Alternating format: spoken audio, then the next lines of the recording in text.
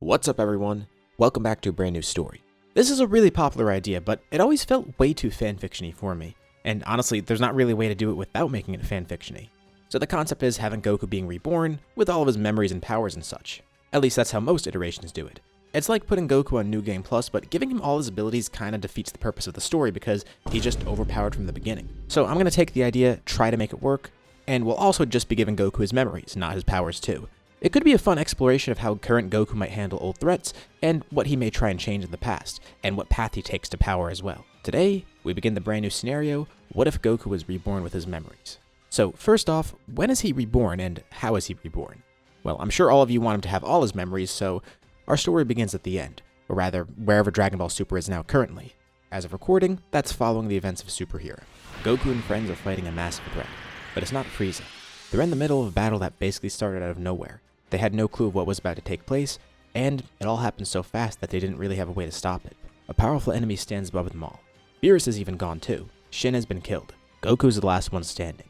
Vegeta, Gohan, Broly, Piccolo, they've all fallen in battle. The whole battle feels like a blur, and the villain they're fighting, Goku has no clue why he's doing all this. It seems like he's just killing for fun. At least that's what Goku asked him, and the man confirms that it's sort of for fun, it's more so for research. Through the flames around him, Goku gets a better view of this mysterious foe. This is an experiment to him. He's also trying to give Goku motivation. Motivation? For what? His next life, of course. He tells Goku to remember this pain and loss in his new life. Remember everything that took him to this point, and see if he could prevent it somehow. Goku should feel happy. He's getting another chance.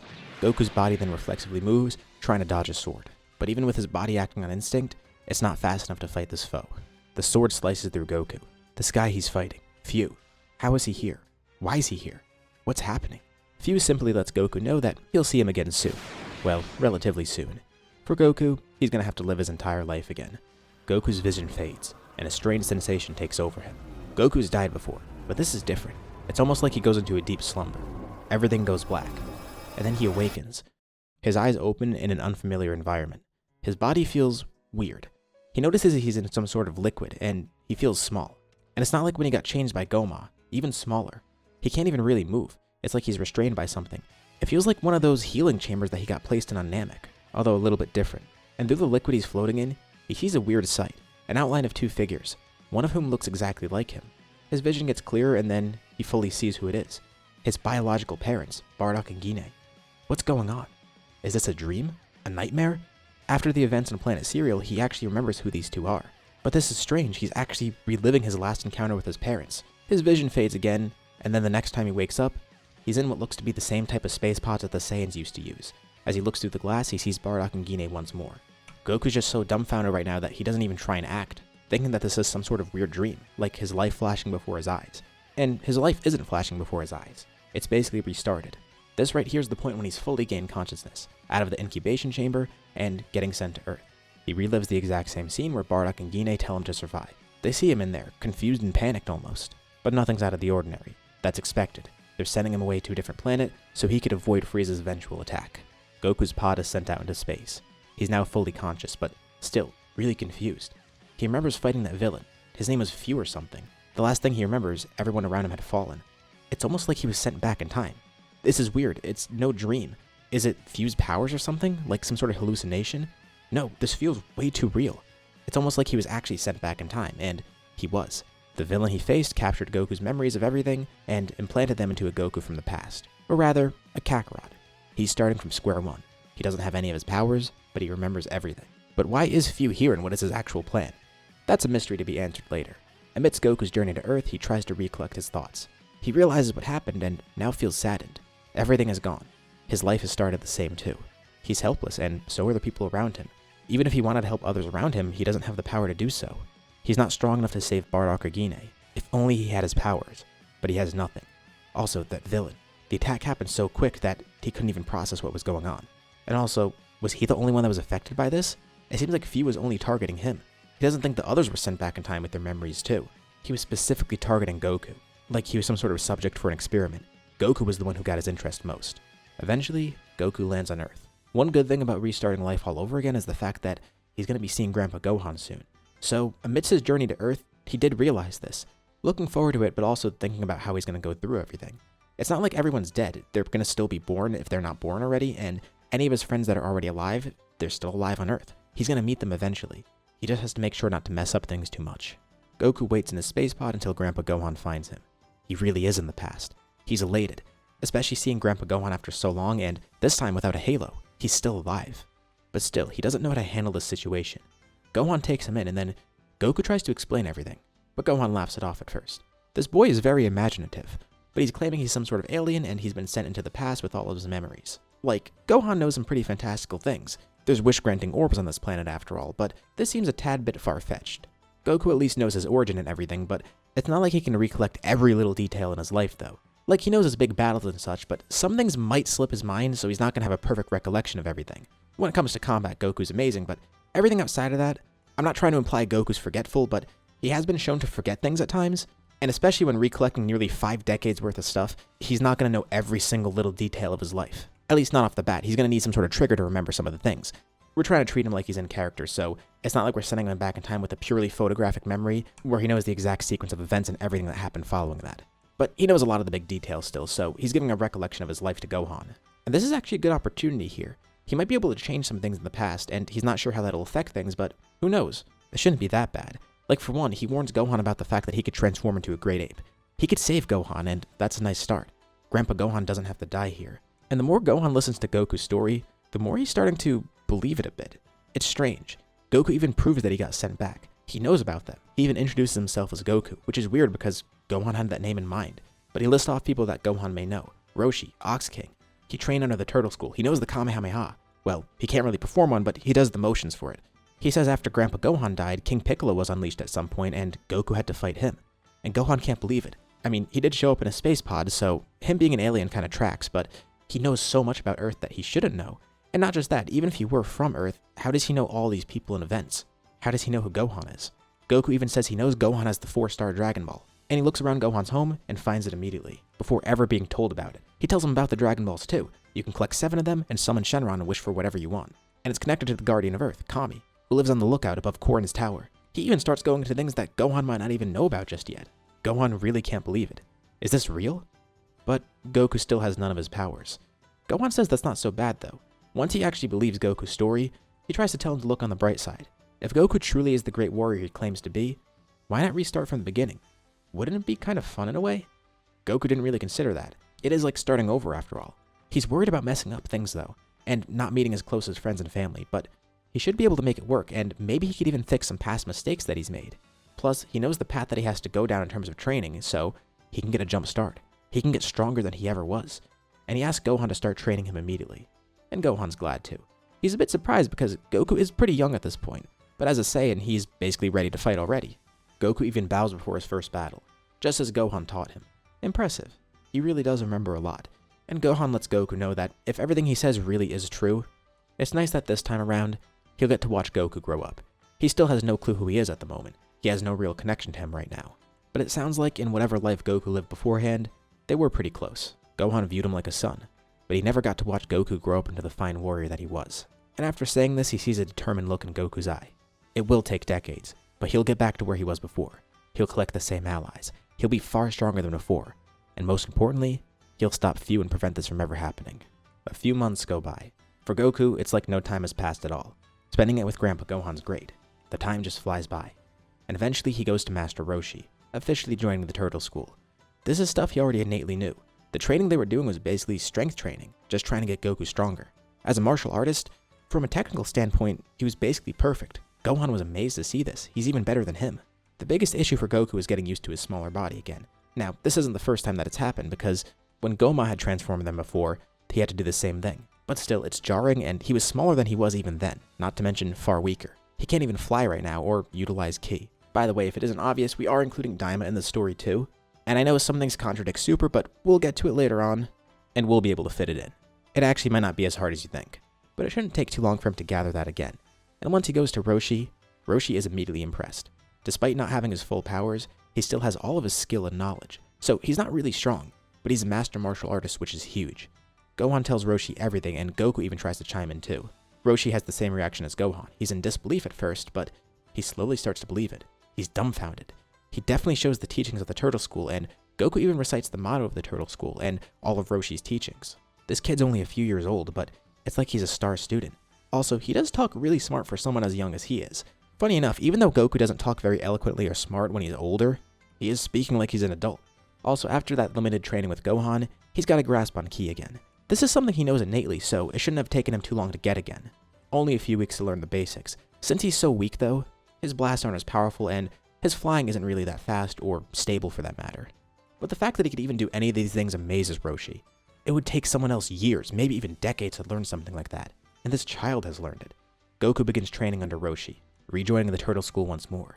He knows he needs to be here. He'll need to find Bulma eventually, but for the next few years there's not much to do besides train. And he does warn Roshi about Great Ape. They could either chop off his tail or destroy the moon. Roshi definitely likes the first option. Goku does like his tail though, so he keeps it for now. He'll see if he wants to get it taken off later, or maybe he could try and master Great Ape. Apparently it's possible because Vegeta did it, so who knows. A little bit more time passes, and currently Goku's 5 years old. It's still a while before he's going to meet Bulma, and Krillin for that matter too. He'll eventually show up to Kame House on his own, and Goku can find Bulma on his own too, but she will also show up here regardless. Roshi actually has a Dragon Ball here, and Gohan has one too, so she's going to show up there as well. So the story of Dragon Ball hasn't even truly begun yet, but Goku is already prepared. Though this time around it's weird because him coming to Earth knowing his origin and everything, he feels a little bit bad. Not having been able to save Bardock and Gine, reliving that same scene of being sent to Earth, but this time knowing what's about to happen and knowing that there's no way to stop it, especially with how he is now. That sticks with him here too. Goku continues training for the next few years, and even goes to Korin's tower earlier on. By the time Goku's 12, he's already really strong. He surpasses Roshi by a pretty big margin, and he's even made his way up to Kami's lookout to begin training. Kami and Korin have also heard his story. Goku has basically been telling all of his teachers along the way, but he's not sure if he should be telling everybody about what happened here. These years on Earth have been spent training only, and he feels it's best to at least let some people in on it. He's able to recuperate a lot of his old techniques, but now he wants to actually learn the different forms that he has. He tries to utilize Ultra Instinct again because partially it is a technique, not just a form. He knows the principles of it, and he can't tap into the true power of it and transform, but he still has some level of instinctive movement, which really impresses Kami and Popo. This is beyond their understanding. The forms are kind of an issue though. He's been trying to work on Super Saiyan. He thinks it could work at this point, and he knows the sensation to achieve it, but he has to start from square one. He's basically been focused on strength training this entire time and didn't even consider trying to unlock his other forms. He's just so used to them that he forgot, oh yeah, they're gone. Super Saiyan shouldn't be so hard to learn. After that, things might get a little bit tougher. Also, there's still Great Ape. He ended up not having his tail cut off, so he decides he'll try and take control of that form. Whether it be Great Ape itself or using the power without growing larger like Broly did. Although he's not sure if he could pull it off like Broly, since he's kind of a unique case, but either way, he's keeping his tail. And now is the time for him to meet his allies. This is about the point when he's supposed to meet Bulma. He actually wasn't sure exactly when he met her, but he knew it was around this year. Bulma first comes across Gohan's house, and Goku's there at that time. He debates telling her everything or not, but Gohan, Roshi, Korin, Kami, and Popo are the only ones that know right now, and they've sworn to secrecy. Kami said he thinks it's best they not tell the others, especially because it would be kind of hard to convince the others too. Also, the fact that it might mess up some things in the future. So Goku meets Bulma, pretending he doesn't even know her, and he goes on a journey with her to get the Dragon Balls. Goku tries to make this go as normal as he can. When it comes to fights, it's pretty easy here. He's able to beat anybody with ease, but he does hold back his true power just to make sure things go as smoothly as they can. He wants it to be somewhat similar to before. That way he'll go along the same path and hopefully meet the same people, which he actually does. The hardest part for Goku is acting like he doesn't already know these people, and he doesn't already know what's going to happen, plus him concealing his true power. It feels weird and almost deceptive in a way. He'll try to have things go as normal as possible, outside of the fights of course. There, he can kind of enjoy himself, and at least for now, things are a little bit more tame. Of course, he does encounter the Pilaf gang, and along this journey he meets the same people as well, so things are good so far. The Pilaf gang is stopped pretty easily, although one issue here is that this means Bulma now has the Dragon Balls. And he's a bit concerned because one of her wishes might have been to wish for the perfect boyfriend. Thankfully, she still didn't meet Yamcha, so she decides to not wish for that and just get strawberries like she wanted for the backup. Goku breathes a sigh of relief, because if she made that other wish, it might have brought Vegeta to this planet. And that would have really screwed things up. He didn't even consider that initially. Speaking of meeting old friends, he knows Krillin's going to show up to Kame House soon. The past few years here on Earth flew by, but this wait feels the longest. He's really excited to meet his best friend. And Krillin eventually shows up, with Goku being thrilled to see him, but he kind of has to hide that fact and pretend he doesn't know Krillin. He forgot they weren't exactly friends right away. But he's happy. His best friend is here, and he knows he could reform that friendship with Krillin. Krillin is pretty amazed to see how strong Goku is too, though Goku does all the same training that Krillin does just to grow closer with him. Really, this training is far beneath what he's capable of, and Roshi knows that too, but he finds it kind of admirable that Goku's still going through it just to get to know Krillin better. And soon enough, the 21st World Tournament arrives. Gohan even joins this tournament too because obviously he's alive here. And this way he'll get to watch Goku's skills close up. He really wants to see what type of warrior he's grown into, and he knows Goku's going to grow even greater than he is now, but still, this will be a great way to gauge his strength and skills. The final match of the tournament, of course, is Goku versus Jackie Chun. And you know, now that Goku's encountering Jackie Chun, he showed up in those two tournaments and then just randomly disappeared. Roshi assumes Goku knows that it's him in this disguise, but no, Goku doesn't recognize him at all. Really? Well, Roshi's got to keep up the character then. Although it kind of sucks for him because he wanted to ask how this fight initially went, but he can't ask Goku outright or else it ruins that disguise. They enjoy their battle. Roshi notices that not only is Goku really strong, but fast too. And also, there's something strange about his movements. It's like his body is moving on its own. Again, Goku can't fully grasp Ultra Instinct, but the principles are there, and with training to try and relearn this, his body is starting to catch up. So he's not going to have either of the Ultra Instinct forms, but being able to have his body move on its own, that might be achievable here. Goku defeats Jackie Chun with ease, and he wins the 21st World Tournament. After this tournament, of course, the Red Ribbon Army is about to show up. So Goku tries to let things play as normal as possible, until they actually arrive. He could preemptively strike them and just destroy the base as is, but he lets everything else play out as it should beforehand, at least as much as he can remember. This is mainly him trying to build the same connections he made before, and making sure everything plays out as smooth as it can. And once the Red Ribbon Army finally strikes, Goku strikes back. He makes pretty quick work of the entire army, and one thing that doesn't slip his mind is the fact that Tao is about to kill Bora at some point. So he makes sure to focus, trying to sense any strong ki that he can, and eventually Tao is sent out. And once he's sent out, Goku simply places 2 fingers on his head and teleports to him, stopping Tao with a single attack, showing up just before he was about to kill Bora, and saving him from death. No need to get the Dragon Balls here, and no need to revive anyone. And yeah, Goku knows instant transmission here. He wasn't sent back with any of his powers or strength, but by this point in the story, Goku's been on Earth for nearly a decade. Not having transformations is one thing, but techniques should be easily achievable, especially after all this time. Since this is a skill and something that his body doesn't need to catch up with, besides doing some spirit control training, Goku's got this. One thing does slip his mind though. Jiro ends up surviving this encounter, and Goku doesn't realize this until much later. Amidst the 3 years of training, this thought actually comes into mind, and this raises a weird dilemma for him. It's the same thing as trying to stop the androids when Trunks warned them. Goku's not sure if it's right to stop Jiro before he even does anything wrong, and more importantly, this does lead to him meeting 17 and 18. Although the issue with that is, it's probably not best for him to just leave Jiro to kidnap androids 17 and 18 and turn them into cyborgs against their will. But who knows, Goku restarting his life might have changed so much that they may not even come about. He even goes to look for Jiro's lab, and it's not where it normally was. That kind of worries him too. It's not like he could find where 17 and 18 are because he knows nothing about them from before they became androids. Plus, there's the fact that Jiro's going to be developing Cell at some point. Goku's already seeing the things that he's changing. And also the fact that Cell still might come about here, that sticks with Goku because Cell's just getting all his data. When he eventually encounters Cell, he may be far stronger than normal. Goku does train more with Kami for a bit, and he wants to go to King Kai soon enough, but he also wants to spend more time with Krillin to grow closer with him.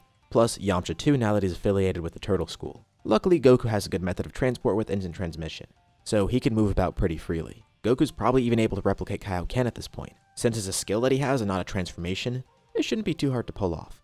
He goes on Kami's lookout one day and tests this out, and it ends up working.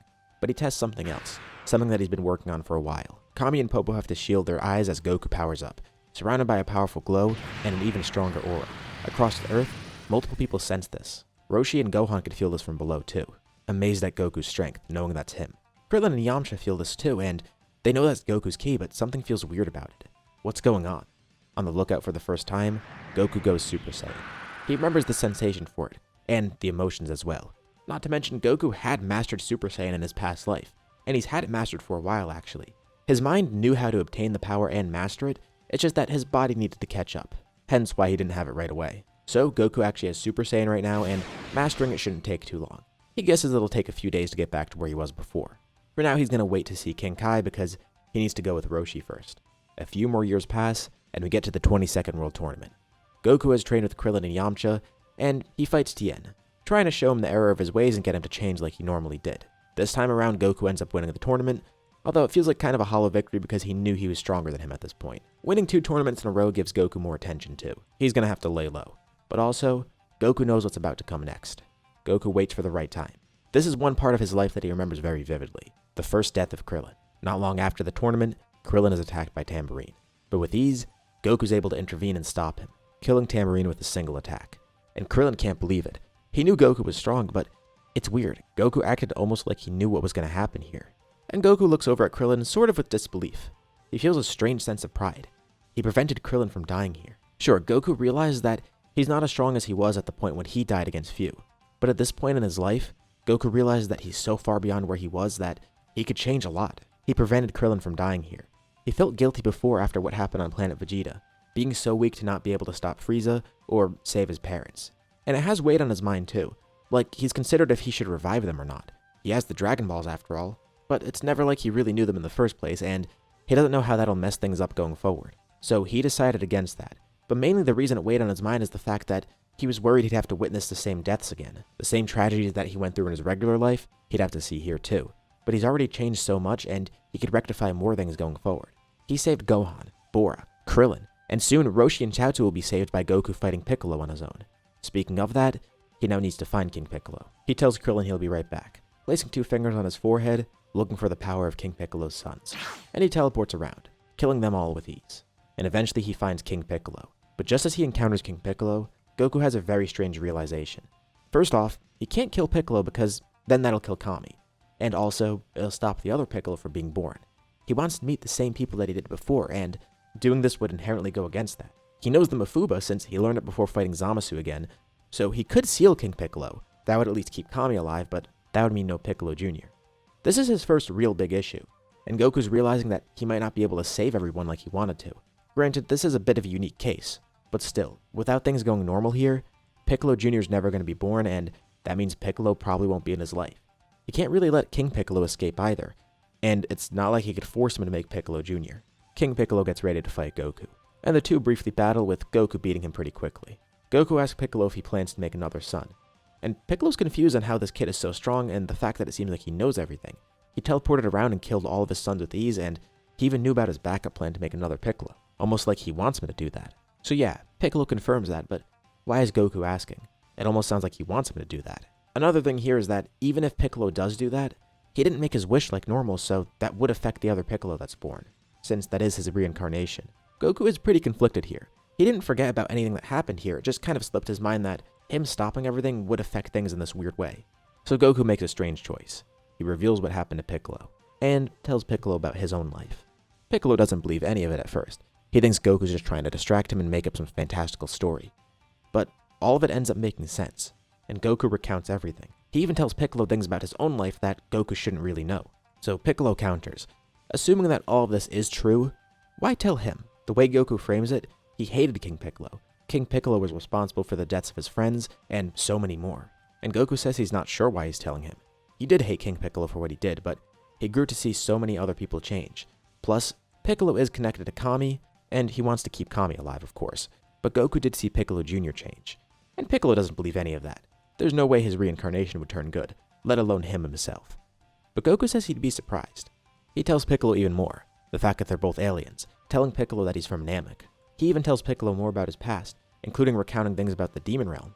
Piccolo is a bit bummed to learn that he's not the real Demon King, but this gives Goku's story a lot of authenticity. He knows a lot, and this all sounds true. But still, it's not like this will all turn Piccolo good or lead to Piccolo Jr., so Goku makes a tough choice here. He leaves Piccolo alive for now, and unsealed. He knows that if Piccolo ever does cause trouble, he can kill him with ease, or seal him. Maybe the reason he told Piccolo all of this was to threaten him, and Piccolo knows all of this too. He can't win here, can he? Goku does leave Piccolo with one thing though. He won't stop him from wishing for youth, but if he even thinks of harming anyone or causing trouble, well, Goku turns back towards him and powers up, transforming into Super Saiyan. He lets Piccolo know that this is only a fraction of his power, and even if he did regain his youth, he can't match up to Goku. Piccolo is just left speechless. Not only was he completely embarrassed, but his whole worldview is shattered. Did he really turn good?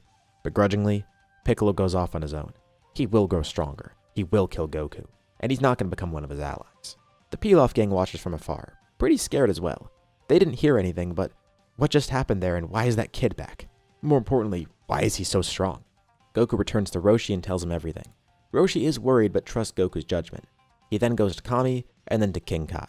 For the next few years, this is where he'll train, but he'll be back for the 23rd World Tournament. And Kami did inform King Kai about this before, So King Kai knows about Goku's origins and such, leading him to wanting to train Goku. Even though Goku knows so much as a martial artist, it's a fun experience going back to his old teachers and relearning the basics. Time passes and the 23rd World Tournament arrives.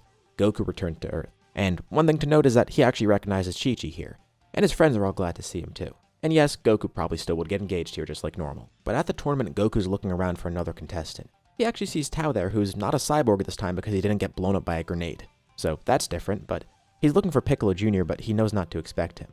Although, another weird contestant shows up. It is actually Piccolo, but not the one he expected. It's a young Demon King Piccolo, still evil, and having trained intensely. He plans to kill Goku here. And Goku is kind of worried. Did he screw up? Piccolo Jr. is Demon King Piccolo's reincarnation after all, so maybe it's not all bad.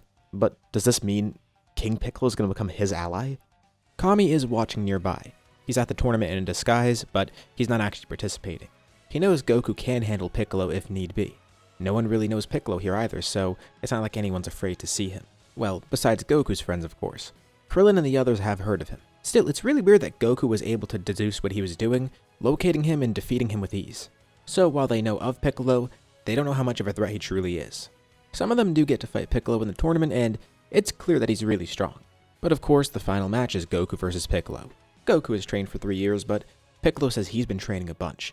Essentially 24/7 he's been training, just in order to kill Goku here. And he'll win the tournament while he's at it. And once he does, he'll continue his plans of world domination. And Goku's glad to hear this. He's not actually going to die here, but he's glad to hear Piccolo's trained a bunch. Who knows? Maybe this Piccolo is stronger than Piccolo Jr. from when Goku fought him before. As the fight begins, it becomes pretty clear that Piccolo is the strongest person on Earth, if you don't include Goku at least. Piccolo tells Goku to not hold back, and he wants Goku to transform. But Goku wants to fight like this a little bit longer. He is holding back by not transforming, not even using Kaioken or anything. And this kinda does piss Piccolo off because he's not sure if Goku's mocking him or if he truly is that far beyond him where he doesn't need to use his full power. But the two continue fighting, and eventually Goku obliges, going Super Saiyan, surprising everyone there who doesn't know him. The others have actually seen this transformation already. He never called it Super Saiyan because not everyone knows he's an alien. He just called it Super Goku for now. Piccolo launches a full power Masenko at Goku and he simply flicks it away. Then teleporting right next to Piccolo, tapping him on the shoulder, sending him flying out of the ring, eliminating him just like that. Piccolo's embarrassed, thinking Goku's gonna kill him here. He can't believe he actually lost, even with all that training, and getting his youth back. But Goku keeps his promise. He told Piccolo he wasn't gonna kill him if he didn't cause trouble. Besides, Piccolo does make for a good rival here. Of course, Goku is so far beyond everyone at this point that no one's too much of a challenge, but it's nice knowing someone's trying his hardest to catch up to Goku. But Piccolo has one question. In that alternate version of his life, where he was reincarnated into another Piccolo, did he win the tournament?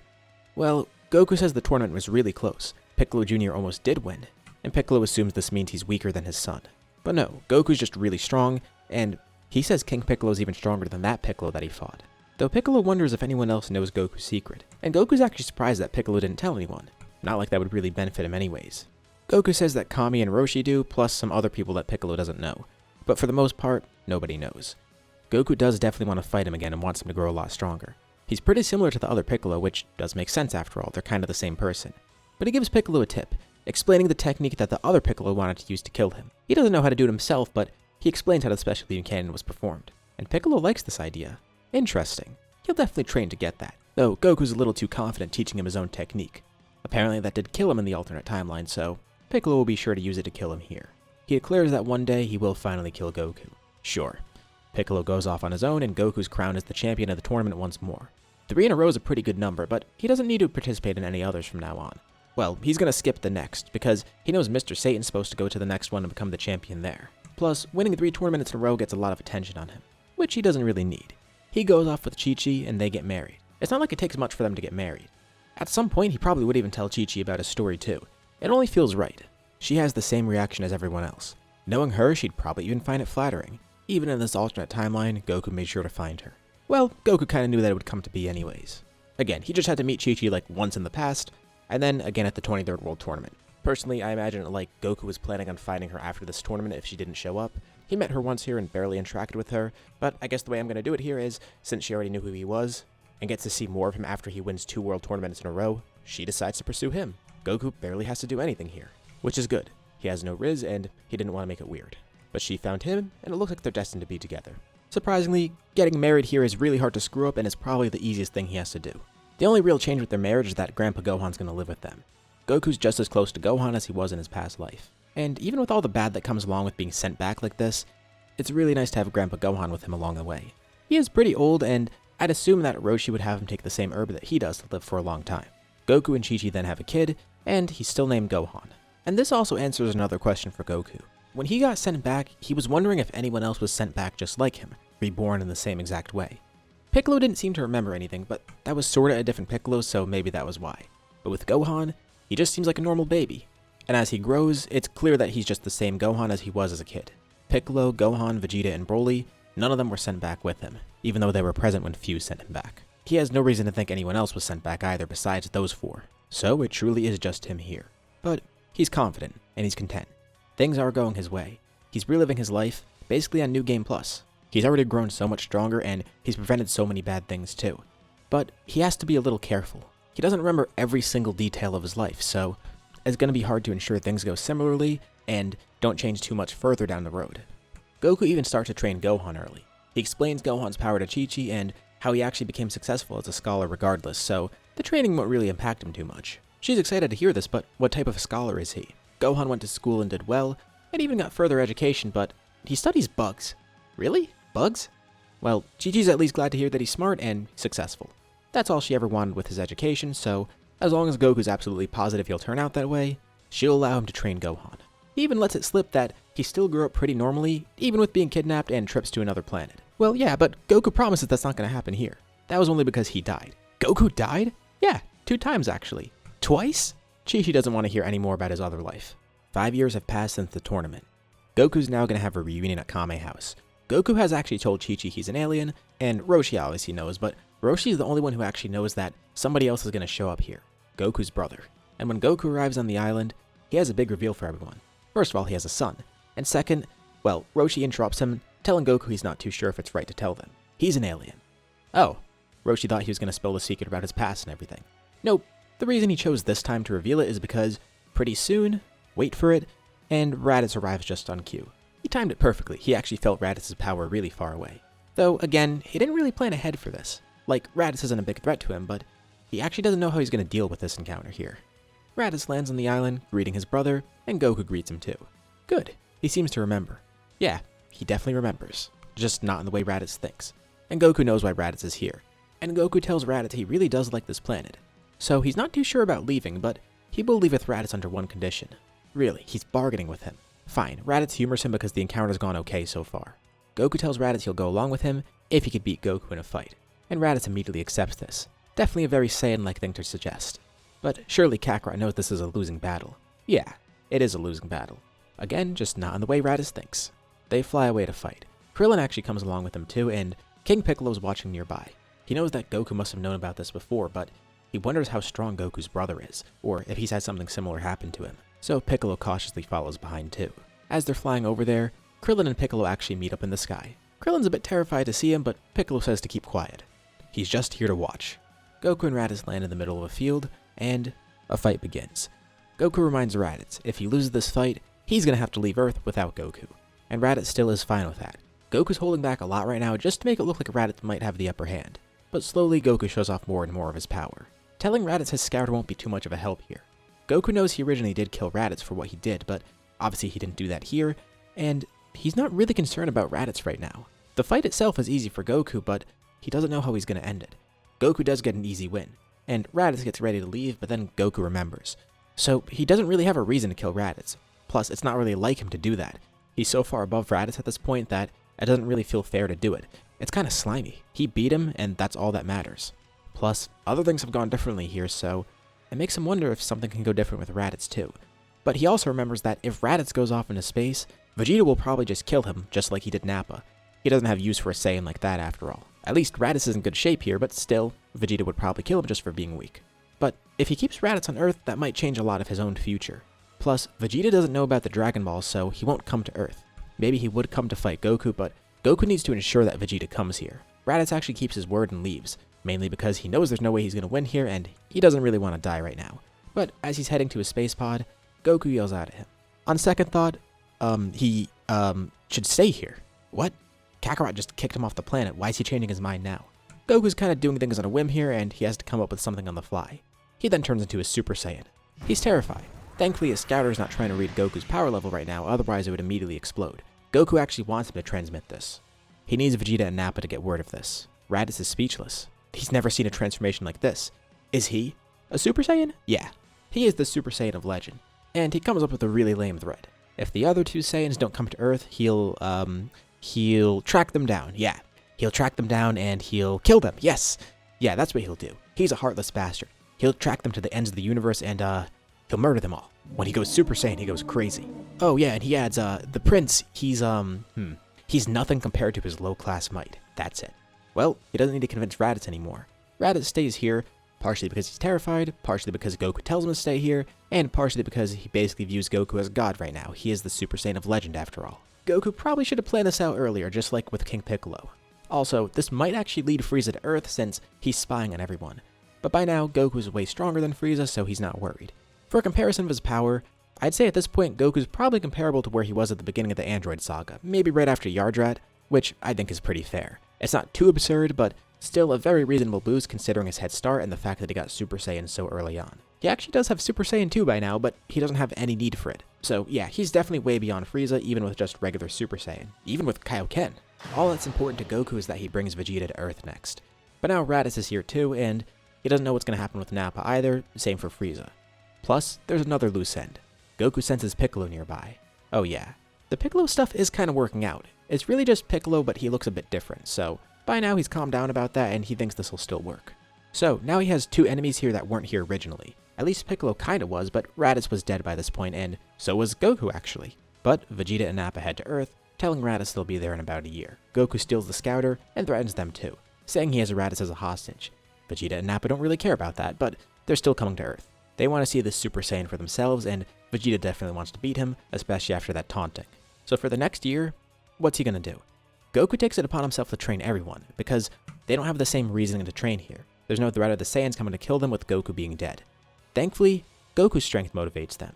Krillin, Tien, Chaozu, and Piccolo already pushed themselves like normal. Yamcha and Yajirobe probably need a little bit more push, but Goku knows that they fell off of training originally, so it's not too important for them to be the same strength. They don't have as much motivation as normal. As for Gohan, he's training, but he isn't training for his life, and his training is definitely going to be a lot different. Though, even though he did have more training with Piccolo because he was solely focused on training by being in the middle of the wilderness, Goku's training is probably going to be a lot more effective.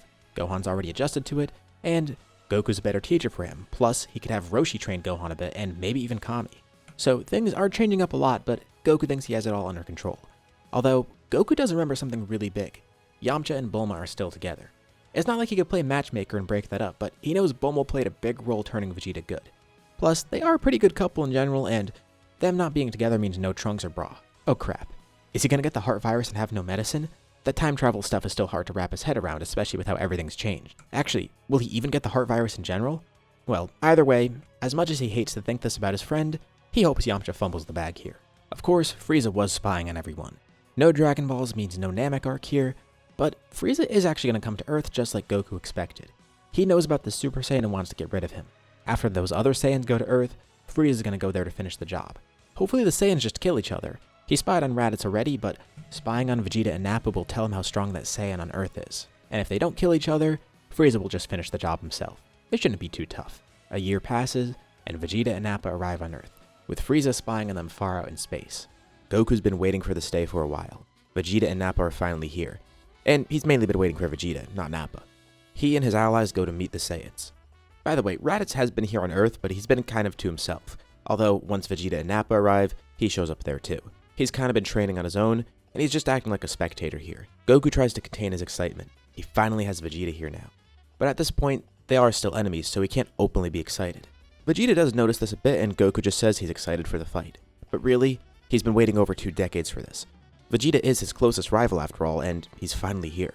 Granted, he's far weaker than Goku by this point, but nothing that can't be fixed with some training. Plus, he's so close to getting everyone together that he needed. They still haven't met the androids yet, and Broly's not on Earth yet either. But still, he has mostly everyone he needs.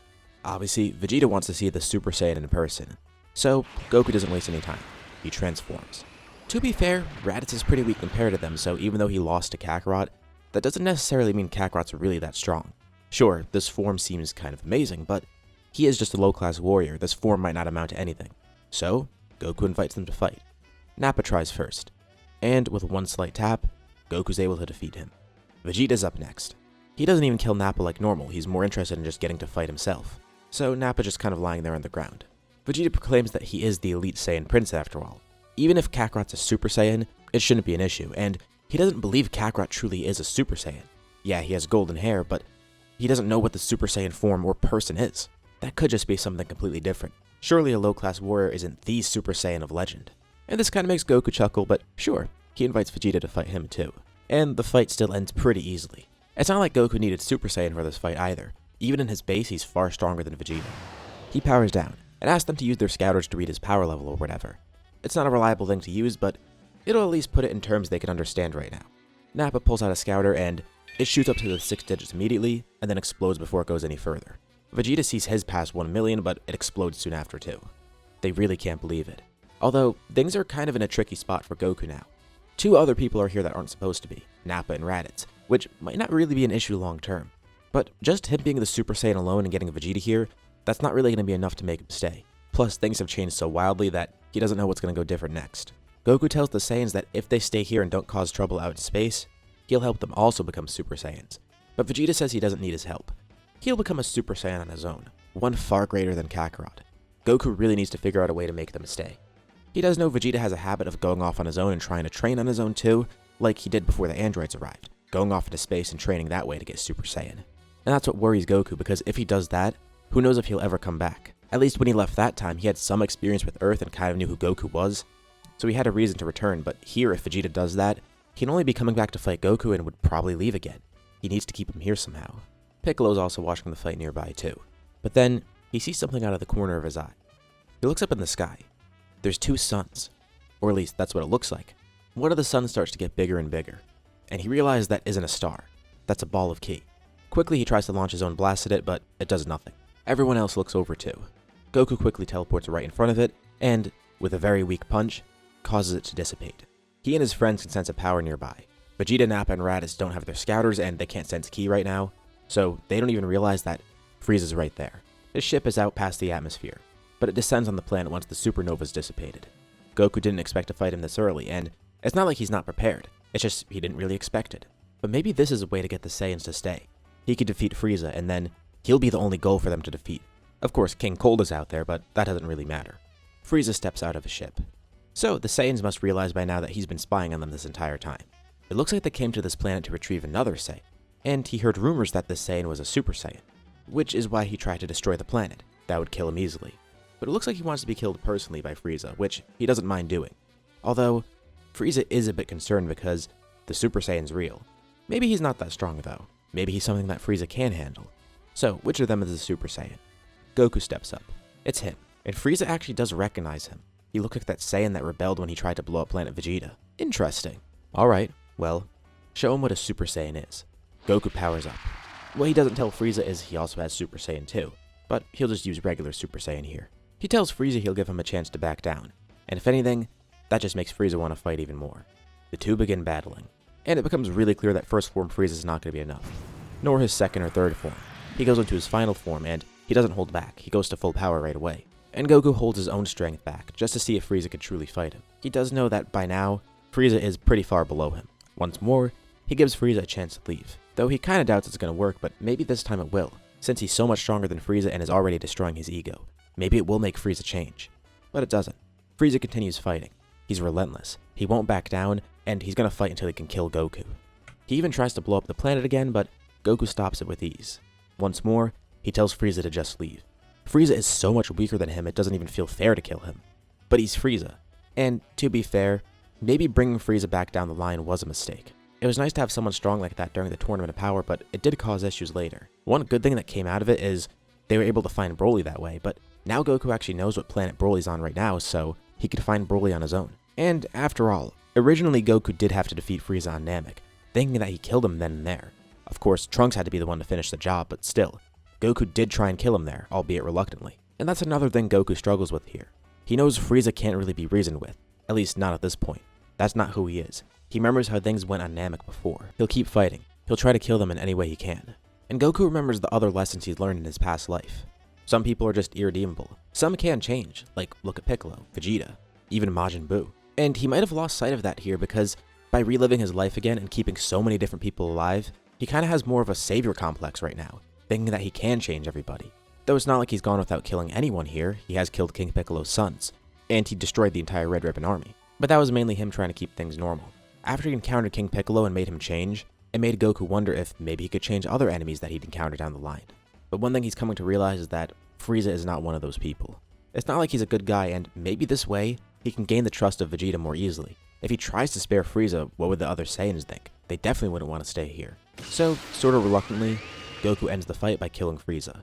He might even be back eventually, but the Frieza Force doesn't know about the Dragon Balls, so maybe that is the last time he sees Frieza. Plus, in his past life, when Fuse showed up, he still hadn't fought Black Frieza yet. That was still unfinished business. So who knows if Frieza could have been an even bigger threat in the future. And as he kills Frieza, he even goes Super Saiyan 2, just to really drive it home that Frieza truly had no chance here. He's not just a Super Saiyan, he's far greater than that. He's the greatest Saiyan warrior, and he's only going to grow greater. Goku's friends and the Saiyans watch on in awe. Vegeta can't believe his eyes. He really is the Super Saiyan. He defeated Frieza, and he didn't even know Frieza could get that strong, but Kakarot still defeated him with ease, while holding back no less. They're going to stay here and train, reluctantly, and they're not going to want Kakarot's help. Vegeta feels it's beneath him to be taught by Kakarot. He'll become a Super Saiyan on his own, but he'll use the facilities here on Earth. He'll do what Kakarot wants and stay here. He's not sure why Kakarot wants them to stay here so bad, but maybe it's part of him being a Saiyan. Maybe he truly does value his Saiyan comrades even though he made it seem like he doesn't before. Vegeta thinks that deep down, maybe he is a true Saiyan warrior. And he is, just not in the way that Vegeta thinks he is right now. He's not a warmongering maniac, but he also knows that eventually Vegeta won't be either. Although it is pretty crazy contrast to see how Vegeta used to be compared to how Vegeta was the last time he saw him. To think this guy becomes a pretty good family man. Though it makes him wonder how Raditz and Nappa are going to turn out because clearly they're going to be sticking around. Goku's not going to kill them and he's not sure if Vegeta's going to. Originally Piccolo was the one to kill Raditz. Vegeta killed Nappa though. So this is kind of weird, but maybe these two could be allies. This past year has been pretty awkward with Raditz, and Goku has tried to interact with him a bit. Maybe it could be cool having a brother around. And this is good.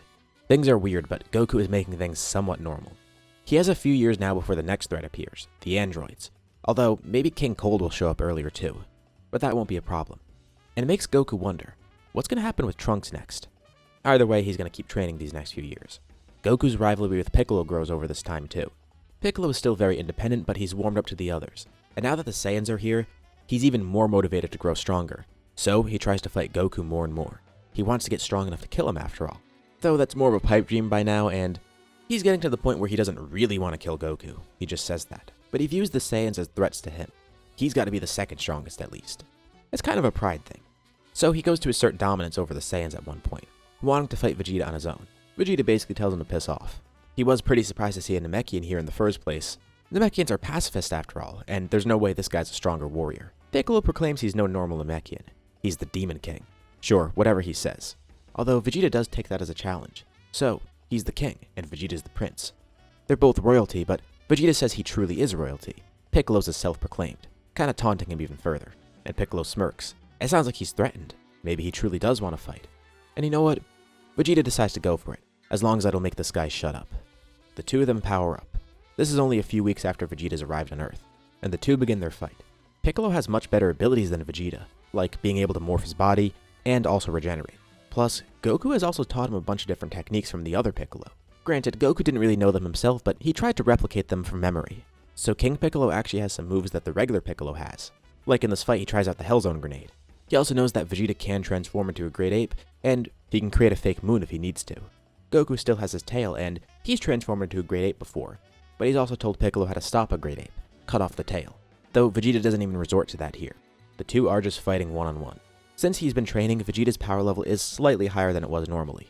It's not like he got a Zenkai from his fight with Goku because it wasn't really that intense. But let's say he's at 19,000 for his power level. And since we are at a point in the story where we're still measuring power levels, we'll say King Piccolo is also at 19,000. The fight is incredibly close. Physically, the two of them are equal. But Piccolo gets the win here. He has better skills, tactics, and Goku prepared everyone for the Saiyans because he knew what to expect from Vegeta.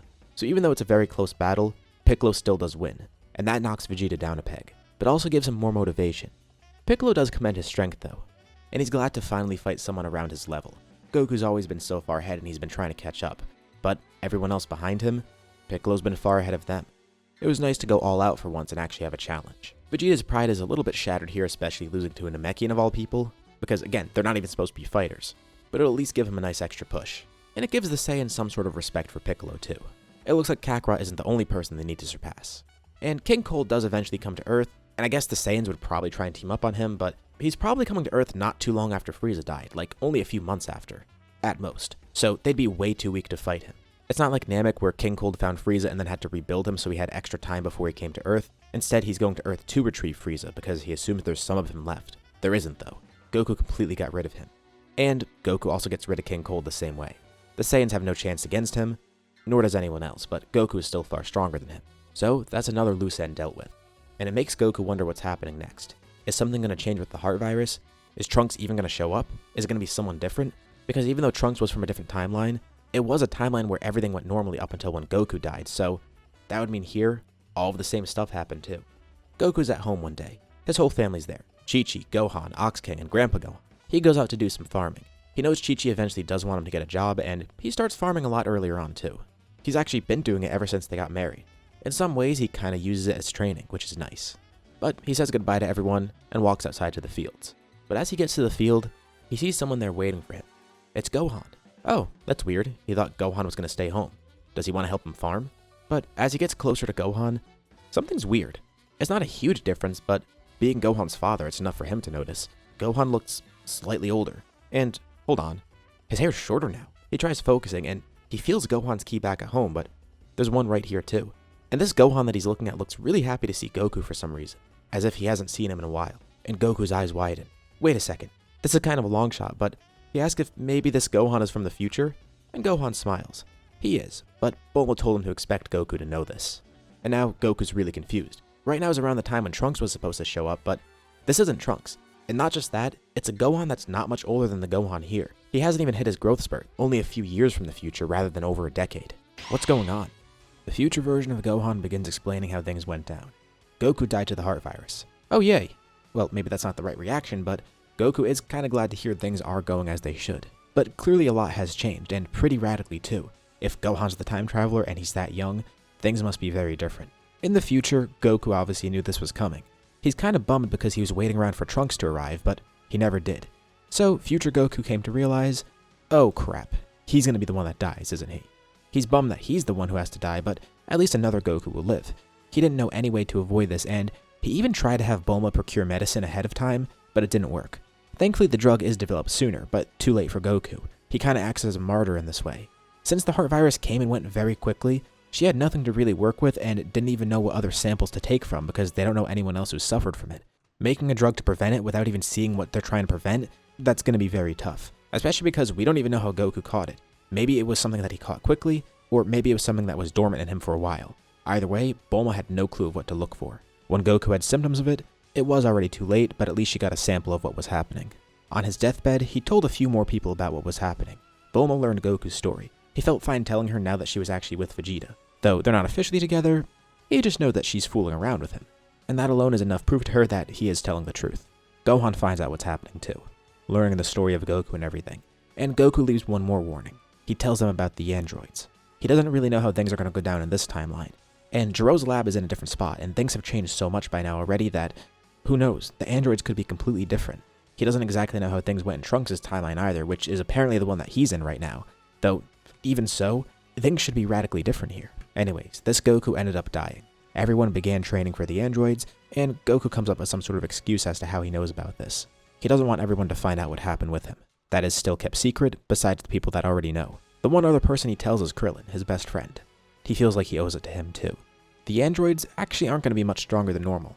I would say still stronger, but it's still 17 and 18 that arrive here, and it's like the normal future versions of them that are completely evil. Jiro's data was based off the stronger Goku here. But you also have to remember that originally Jiro had the androids based off basically Saiyan Saga Goku, and he made the androids way stronger than Frieza even was.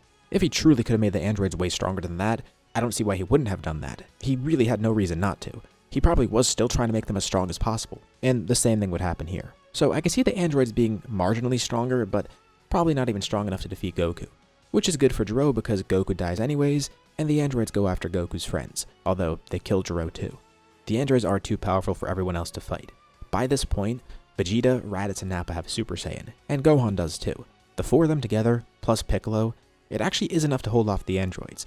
No one dies, but that also goes for the androids. Neither of them die either. Everyone survives a lot longer. And Trunks is eventually born too. This Gohan's only about 13 years old. They would have come sooner, but this medicine is brand new. Thanks to everyone's strength, they're able to prevent a lot of damage from the androids, and it gave Bulma a lot more time to work and a lot more resources. Plus, she was working ahead of time. She started work on the time machine before Goku's death, and she had her father start working on the medicine. I don't know how good Bulma is with medicine, but I'm sure she would at least have some friends that could help. Or she could teach herself about it. I mean, she literally invented time travel. This shouldn't be a problem. With a head start and knowing what to expect, both of these things were developed rapidly. Plus, they were prepared. There's a bunch of bunkers and other safe places for people to stay. The androids are still destroying a lot and killing a lot of people, but the Dragon Balls are still active too. So, once everything's settled with the androids, they'll just use the Dragon Balls to restore that. Unfortunately, Goku's gonna stay dead. Piccolo and Kami know about Namek, but no one else does because they never even went there. They assume more Dragon Balls might be out there, but they don't know if that would work to revive Goku anyways. Basically what I'm saying is that future Goku is going to stay dead. In terms of going back to the past, she trusted Gohan with this. Actually, it was Goku's request too. In his original life, he knew that Trunks was the one to come back in the past, and him time traveling was what caused the timelines to split.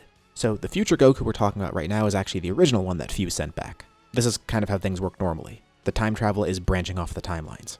But Goku knew that he never got to meet future Gohan in his original life, and future Gohan went so long without having Goku in his life. So he's changing that here by having Gohan be the one to go back in time. In this story, future Gohan gets to see Goku again, and he gets to live. He'll get to achieve his dreams of becoming a scholar, and he'll protect his timeline. And the present Goku's glad to hear this. Future Goku was really strong by that point. He had Super Saiyan 3, and thanks to keeping his tail, it actually worked fine, which is an unintended side effect. This Goku has it too by now. And this is interesting for Goku to hear. He's gonna stay dead in the future like normal because he died of natural causes, but everyone else is alive in the future. Gohan says the Saiyans and Piccolo tried to fight, but no one could kill the androids. And Goku's glad to hear Trunks was still born, though it seems to have not even mattered much. It's still good, but it wasn't needed for the time travel part. But Gohan's not just here to deliver the medicine. It's not like he needs to warn Goku about the androids or anything, but he's retrieving Goku to defeat the androids. And he's fine doing that. Goku travels to the future with Gohan. Everyone's amazed to see him once again, and they're glad to see that the time travel's worked out. Since Bulma's gonna have to refuel the time machine too, he might be here a bit, but she's already working on the refuel for the second trip, so it shouldn't be more than a week. He knows the androids in this timeline aren't good like they are in his timeline, and they've destroyed so much. Piccolo even almost merged with Kami here, but they wanted to keep the Dragon Balls in check. Jiro's lab is in a different spot, and Bulma has been searching, but her priority was preparing things just in case, so they never actually found the lab. That's why they're bringing Goku here. Goku kinda acts like a protective shield for them. They search for the lab with Goku's help, and the androids do encounter them at one point. Goku simply defeats them, but doesn't kill them. Maybe they can still be redeemed here. Plus, they do end up finding the lab, and Bulma's able to get the info for the remote to make. When beating the androids, Goku does threaten them too, saying he doesn't mind sparing them. But if they do want to keep causing trouble, he'll let everyone else decide if they want to stop the androids or not. They have the remote as a deterrent now. If they need, the androids can be killed with the push of a button. So the androids are stopped here, and not in the way that everyone expected. Goku hopes they'll turn good. They should be able to after all. Plus, it'll at least serve as more motivation for everyone to keep training. And while Goku is here, Bulma has a message for Goku. Visit his future self. They're not even sure how he's supposed to do that, but Goku knows a perfect way. It shouldn't be too hard. He places 2 fingers on his forehead, and he's really excited. He never got the chance to meet his future self, or any alternate version of himself really. Well, there was Goku Black, but that was only his alternate body. Really, it was just Zamasu. This is actually going to be him. This is a completely new experience for him. But Goku teleports up to King Kai, and just like he expected, he sees another version of himself there. It's like looking into a mirror. King Kai's a bit confused as to how there's 2 Gokus here, but present Goku explains, and future Goku said he forgot to tell King Kai about this. Future Goku just didn't expect it to happen so soon. It's only been a few years. Goku thanks his future self for being the martyr here. And future Goku is still pretty bummed about it, but over the past few years he's done some thinking, and he's come to terms with it. It's nice to talk with someone who understands his plight, even though it is just him. And present Goku feels the same way. Future Goku hoped to make something new out of his life, and maybe he still can. He still is worried about Fu showing up here, but maybe there's just one Fu. Maybe he's just going to show up in the present timeline. And Goku never considered that. That is true. Maybe he's not a constant in every timeline. Like, he never did show up in Trunks' future, which was a few years ahead of them. They're not entirely sure, but it is a possibility. Future Goku tells his past self to come back and fight once he's gotten a hold of Ultra Instinct. King Kai's listening in, and he asks what Ultra Instinct is. Oh, well, he forgot to tell King Kai that he's going to meet Beerus eventually. Beerus actually has a dream about having a rival, and that awakens the Super Saiyan God. Though future Goku doesn't know how that's going to go down here. And that terrifies King Kai. Beerus is going to come here, and Goku's going to be his rival? Oh yeah. King Kai freaks out, telling him he can't fight Beerus, but Goku says it's already too late. Both of them have in a past life, and they both laugh over it. Present Goku's got to train to beat his future self. This one is older, and he's dead so he can train 24/7. So he has those advantages. He'll stay dead, and he's fine with it. Besides, he doesn't want to mess things up even more now, so maybe being dead's a good thing. And maybe it's how things are supposed to be. And at least it'll make for an interesting opponent. Himself. Right. Well, present Goku's glad he got to meet him. Though he does ask, does he plan on getting revived by Piranga? Again, these are the same Gokus that have both been reborn. They went through the same events that the normal Goku did, and they're not actually sure if Piranga could revive them, but they know Elder Kai did. Well, he doesn't know how that's going to happen here because the circumstances with Elder Kai were dire. It was because Boo was around and he gave his life to revive Goku. And maybe he could help the others find Namek, but again, maybe things aren't supposed to go like that. Maybe he should just keep them as is. Everyone will be fine without him. And besides, give it a few decades and they'll all join him here, and they'll be able to spend an eternity together. Well, as long as the future timeline doesn't get erased. Present Goku laughs about that, and now future Goku's kinda terrified. Oh crap, yeah, that's right. Originally, Zeno erased this timeline, and that means he's gonna go along with it. Present Goku probably shouldn't laugh about that. Well, he'll do what he can to prevent Zamasu from destroying everything. Or rather, Zeno, I guess. And by that point, he should have Ultra Instinct, or maybe even something beyond that, and they'll have their rematch then. Assuming Zamasu even attacks here, because Goku still doesn't know how things are gonna go differently here. So at this point in the story, there's two things I should probably address. For one, why doesn't Goku just go to Beerus or Whis right now? Well, that's impossible. Goku can't sense Godly Ki at the moment. Godly Ki isn't something that he could just learn, he has to actually obtain it somehow, whether it be through the ritual or through training. And he hasn't done the ritual just yet, but of course, given how things are going, I think it's obvious that's going to happen earlier than normal here. But even if he could teleport there, that wouldn't work, because Beerus is asleep right now. And on top of that, even if he could teleport there and Beerus were awake, Beerus doesn't know he's coming there. Beerus seeing a mortal teleporting to his planet uninvited would definitely set him off. Goku would be risking his destruction, so besides it being impossible at this point, it's also stupid. He would have to wait for Beerus to come to him. But the other thing, why doesn't Goku in the future prevent his death by having Shenron help or something? Well, there's a few reasons for that. For one, Goku in this scenario is supposed to be doing everything as close to normal as possible. He's already screwed things up so far, and he's pretty much terrified of screwing things up more. Because to him, the worst thing would be not meeting the same people he did and not having the same relationships with those people that he did.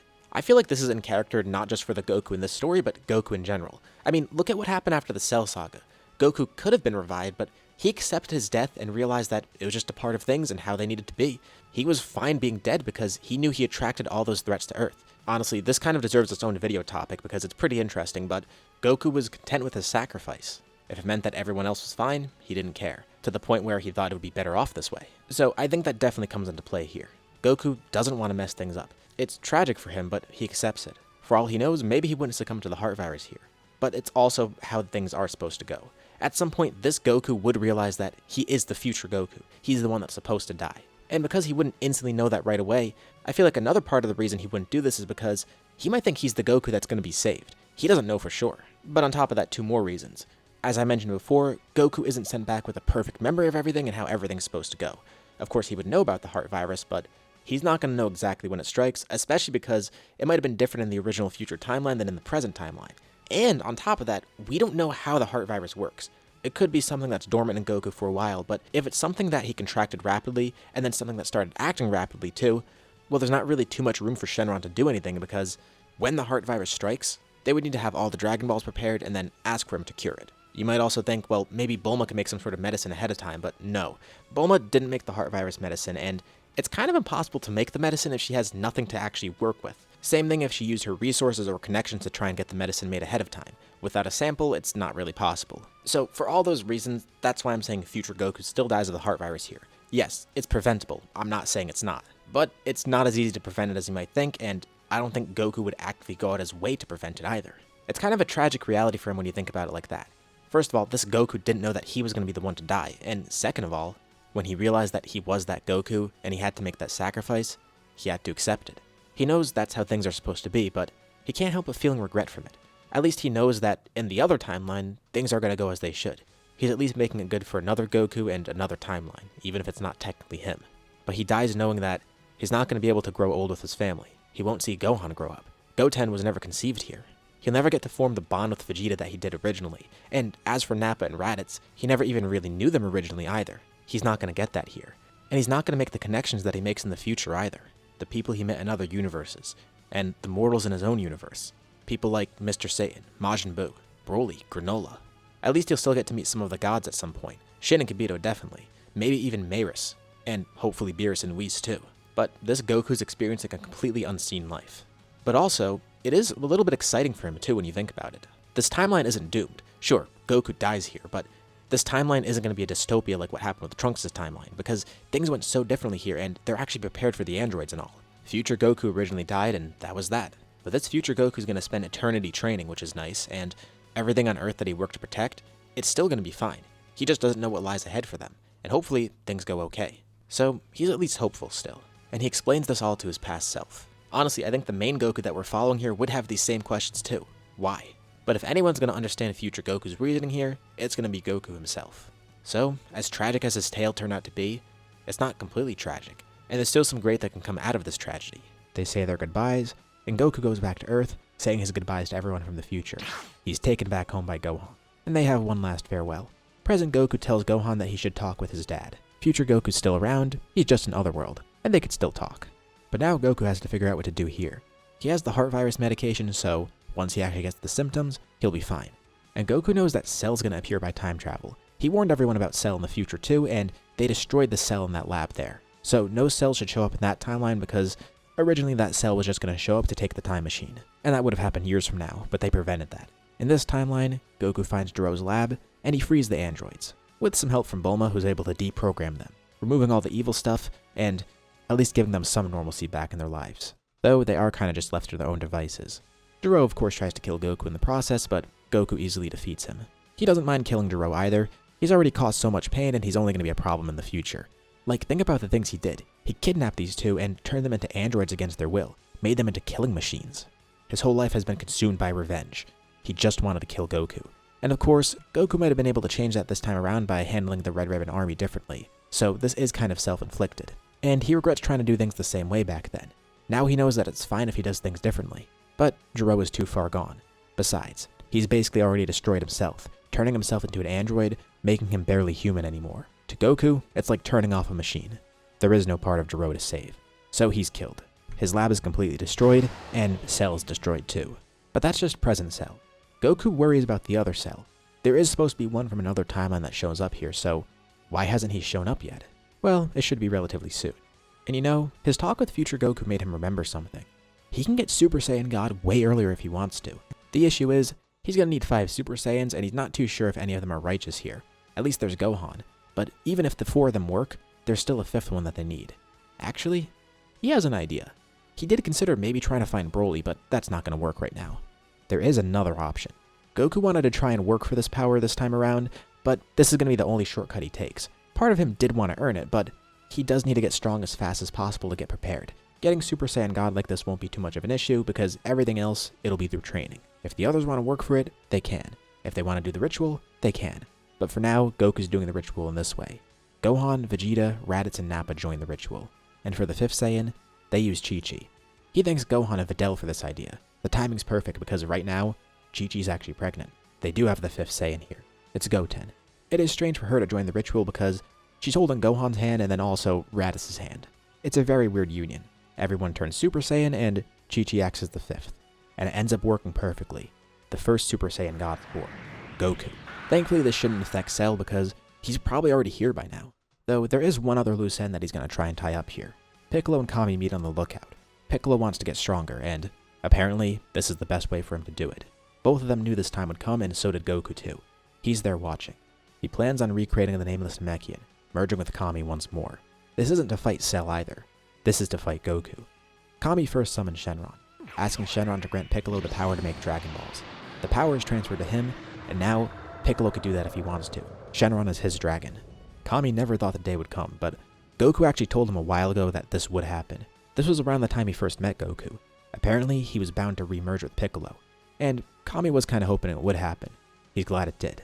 Piccolo's still a bit reluctant about the whole thing, but he'll do it if he needs to. He has changed so much that it's why he's considering it in the first place. And you have to remember, Piccolo Jr. was just the reincarnation of him. Without Nail as a part of him, this Piccolo might be a bit weaker, but since Goku said he started out stronger than Piccolo Jr., this Piccolo might be able to surpass that Piccolo. And Kami's glad to see that he's been changed by Earth.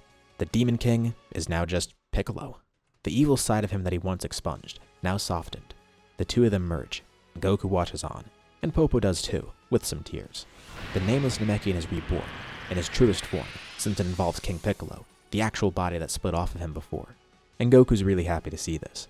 He's in a different body technically, but mentally, this is the Piccolo that he knows. The Namekian who doesn't even know his own name. Goku welcomes him back, and even though he doesn't have a name, he thinks Piccolo's still fitting for him. Goku waits for Cell, not even realizing he's going to make someone else show up sooner. A few months have passed since the androids were defeated.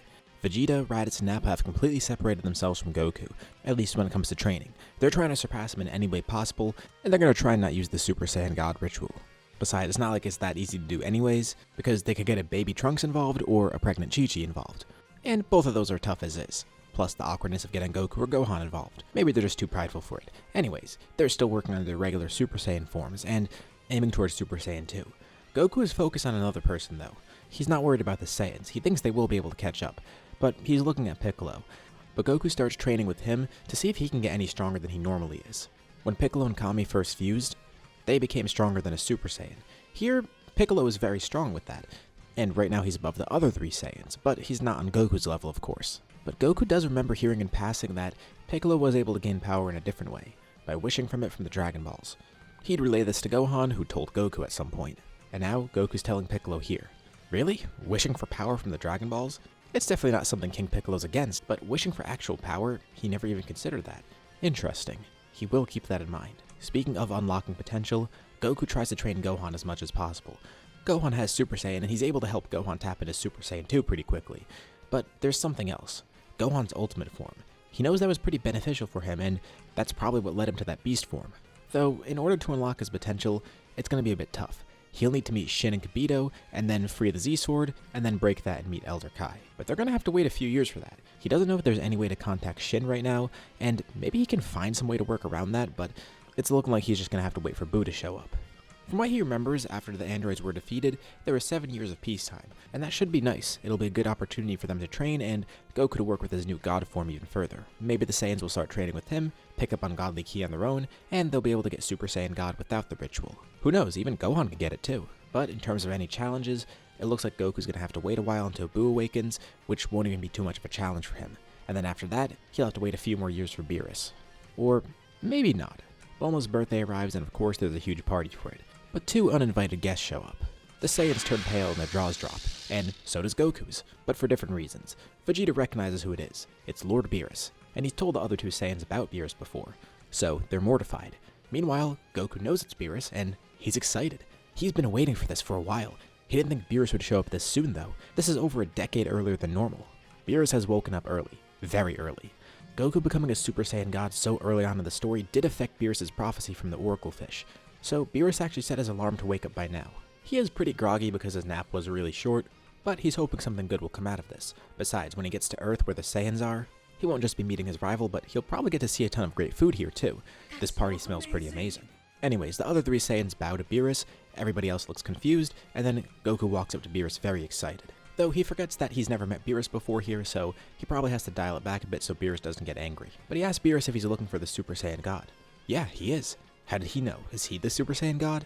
And yeah, he is, but he knew for a different reason. He knows that Beerus had a prophecy of finding a rival here. He just didn't realize Beerus would get here so soon, but Goku is the one that he was dreaming of. And Beerus is very happy to hear this, so the Super Saiyan God wasn't just a weird premonition in his dream. It's a real thing, and it looks like that short nap was worth it. But of course he's not going to take that at face value. Goku's going to need to back up that claim, and Goku has no problem with that. Goku gets ready to fight Beerus, and Vegeta tells him he's crazy, but Goku says not to worry. He's pretty confident that this will be okay, and the 2 of them float up in the air.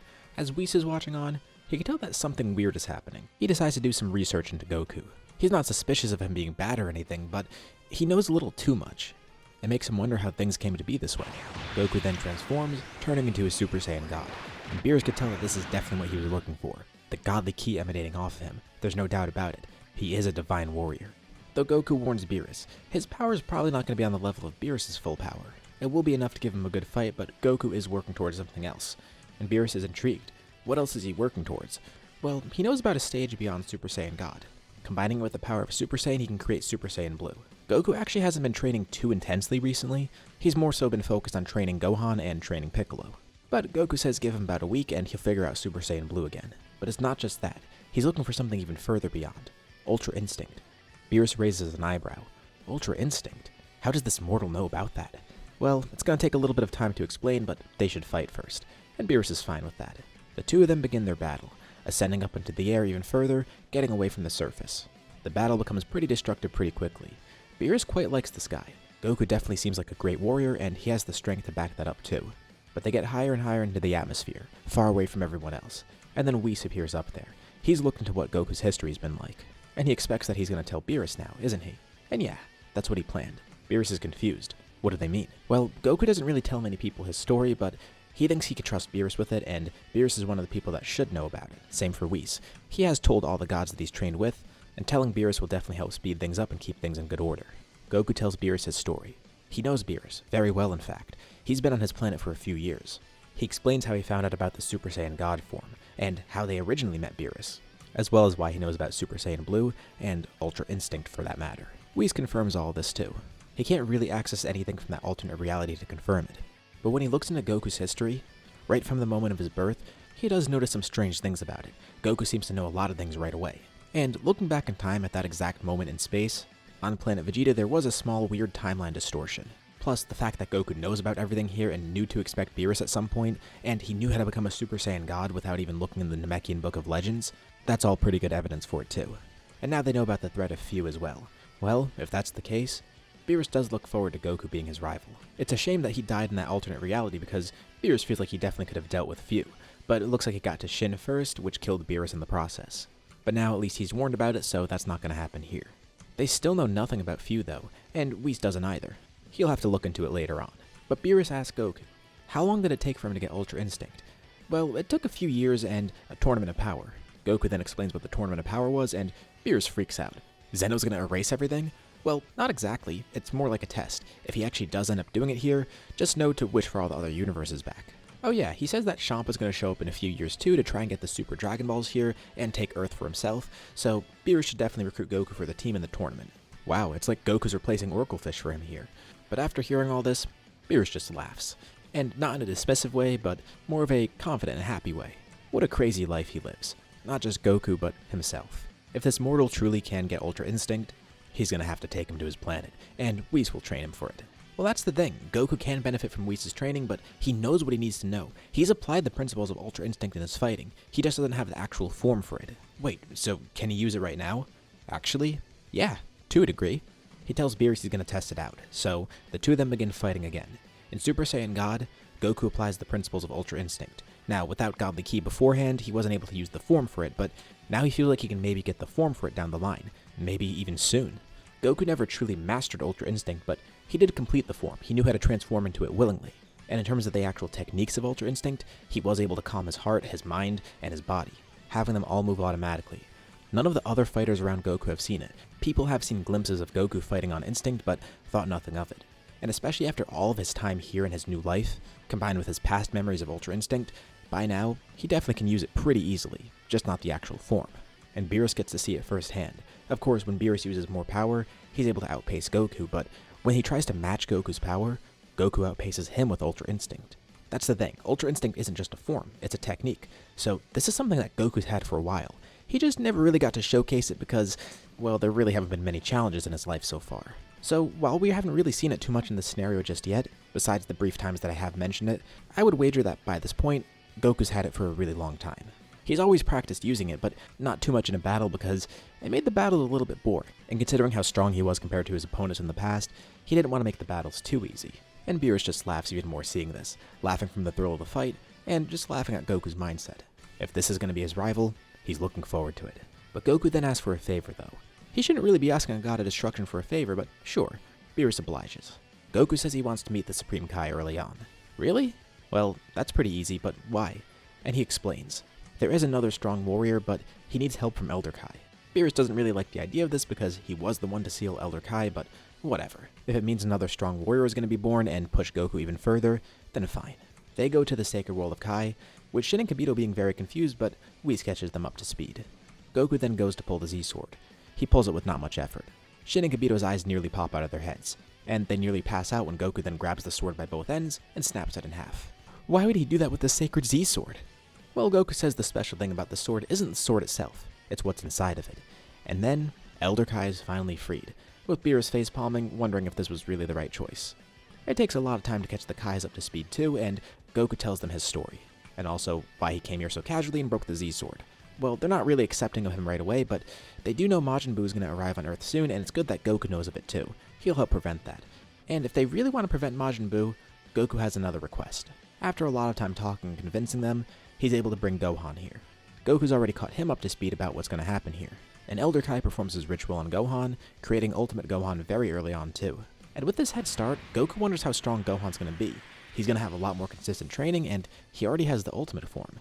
Maybe he can even get his Beast form soon too. It'll be nice to have a really strong rival alongside him like that. But for the time being, he's going to go to Beerus' planet and train under Whis. Let's fast forward another few months. Piccolo has gathered the Dragon Balls, and he makes a wish from Shenron. After seeing Gohan's potential unlocked and hearing what Goku told him, he wants his potential unlocked finally. Shenron grants the wish, and he unlocks Piccolo's power, but also gives him a little bit extra on top of that. He also made sure to upgrade the dragon beforehand too, because one of the big differences here is that Dende's not the guardian of Earth, Piccolo is. Goku didn't actually know that Shenron needed to be upgraded, but Piccolo thought that might help, and thankfully, it did. That is what Dende did in Super Hero after all. So, we also now have Ultimate Piccolo. It's not just Goku getting a huge head start here, but Gohan and Piccolo are now really far ahead. The Saiyans are trying to work hard to get to where they need to be, and maybe they'll train with Goku here and there, getting some exposure to Godly Ki, and then they can unlock the form for themselves in a little bit. Especially with a few months having passed since Beerus arrived, Goku already has Super Saiyan Blue. It took him about a week just like he promised to Beerus. The Saiyans are pretty far behind from Piccolo and Gohan though. Anyways, as Piccolo is making his wish, he senses a weird presence watching him nearby. But just as the wish is granted, the presence tries to go away. It's like it was about to strike Piccolo or something, and then got scared after he saw Piccolo's power increase. But as the mysterious figure tries to leave, Piccolo appears in front of him, now in his ultimate form. And Piccolo's surprised at what he sees. It's a green, monstrous looking thing. But his ki feels so strange. There's an evil presence in it, and he can feel the ki signatures of so many different warriors from his past, both people that are his allies and people that aren't, but also himself. And since Goku has told Piccolo a lot about his past, he's probably told him about Cell by this point, telling him to be alert and be on the lookout for him because Kami was the first one to notice Cell too. And as Earth's guardian, Piccolo's surprised he didn't notice him sooner, but he's finally found him. Cell kinda panics and then tries to absorb some power from Piccolo, briefly stabbing him and draining some of that energy, getting a lot stronger from it, but Piccolo quickly detaches his tail, and he gets ready to kill Cell. Cell tries to escape, but then, as he turns around, somebody appears right behind him. It's Goku, having teleported in. He sends Piccolo's power spike, even from that far away. He is really good at sensing ki. He was mainly interested in fighting Piccolo, but then, when he was looking for his ki signature to teleport here, he felt the other one too. He felt Cell's ki. Goku was actually with another one of his friends, who hasn't shown up here on Earth yet. It's someone he actually meets far into the future. But he's trying to juggle so many things at once, and this particular friend is messy to deal with at the moment, mainly due to his potential, but now with how strong Goku is, it shouldn't be an issue. And even though he expected Cell, he is a little bit confused seeing him here. He and his future self forgot about the heart virus, but how did Cell show up? After destroying Jiro's lab and everything, surely he should be done for. He's gone in the future and in the present, and the time travel stuff kinda hurts his head, but unless there's a third timeline with another future Goku that died, he doesn't get how this works. But if there is a third future Goku, he'd love to meet him. Though that's not the case. There's just two timelines. The reason for this is something Goku won't find out. Fu is mostly hands-off with this continuity, but this is one of the things he does to make it more fun.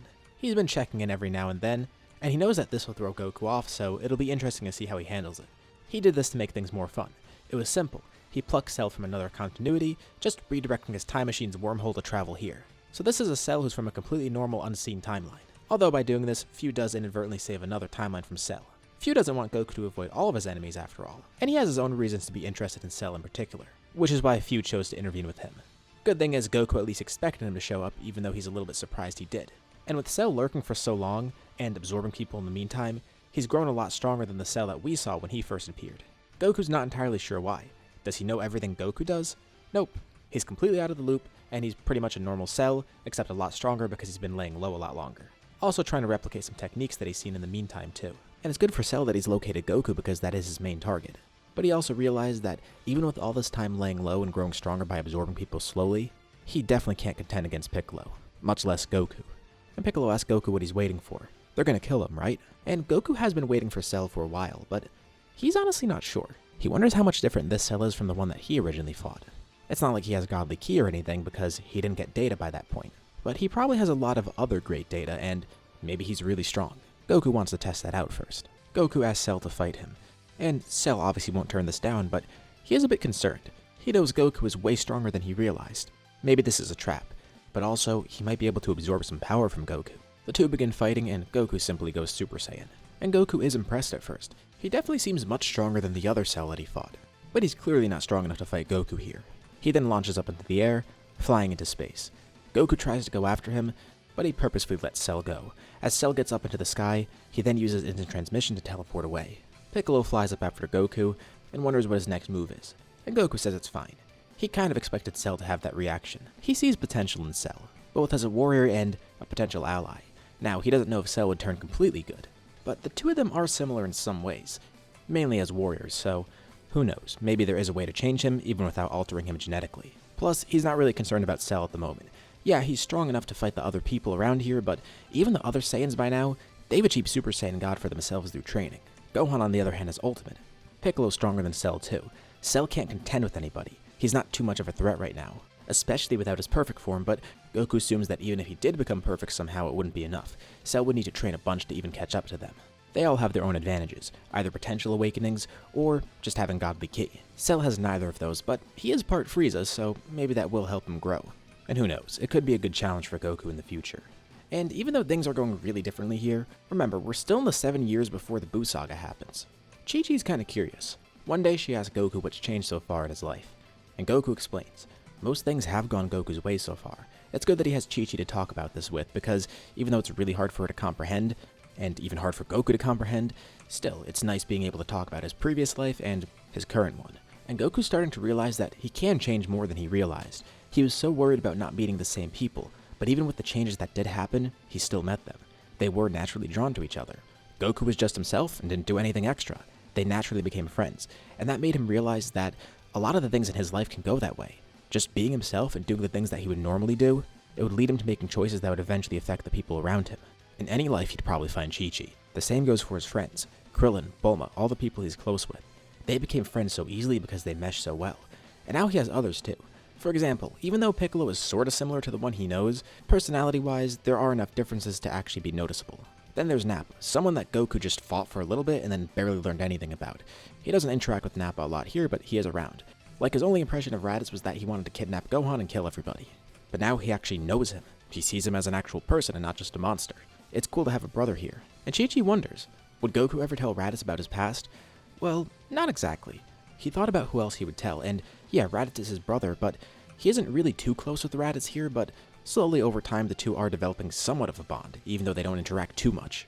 But it wouldn't really make sense for him to tell Raditz because he never knew Raditz before. It's not like he's replicating any relationship from beforehand. This is a completely new one that he's formed. He's actually told Gohan about his past by now, but Goten doesn't know just yet. But there is one other person he's been thinking about telling. Vegeta. Chi-Chi says he should go for it, and you know what? He will. Goku gets in contact with Vegeta one day, and Vegeta thinks he wants to spar.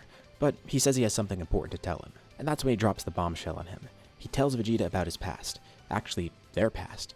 About how he was sent back in time, reborn, and then now he's trying to relive that same life. He expects Vegeta to question the legitimacy of it, but Vegeta actually believes him right off the bat. That would be a weird thing to lie about. He's more so interested about Kakarot's process here.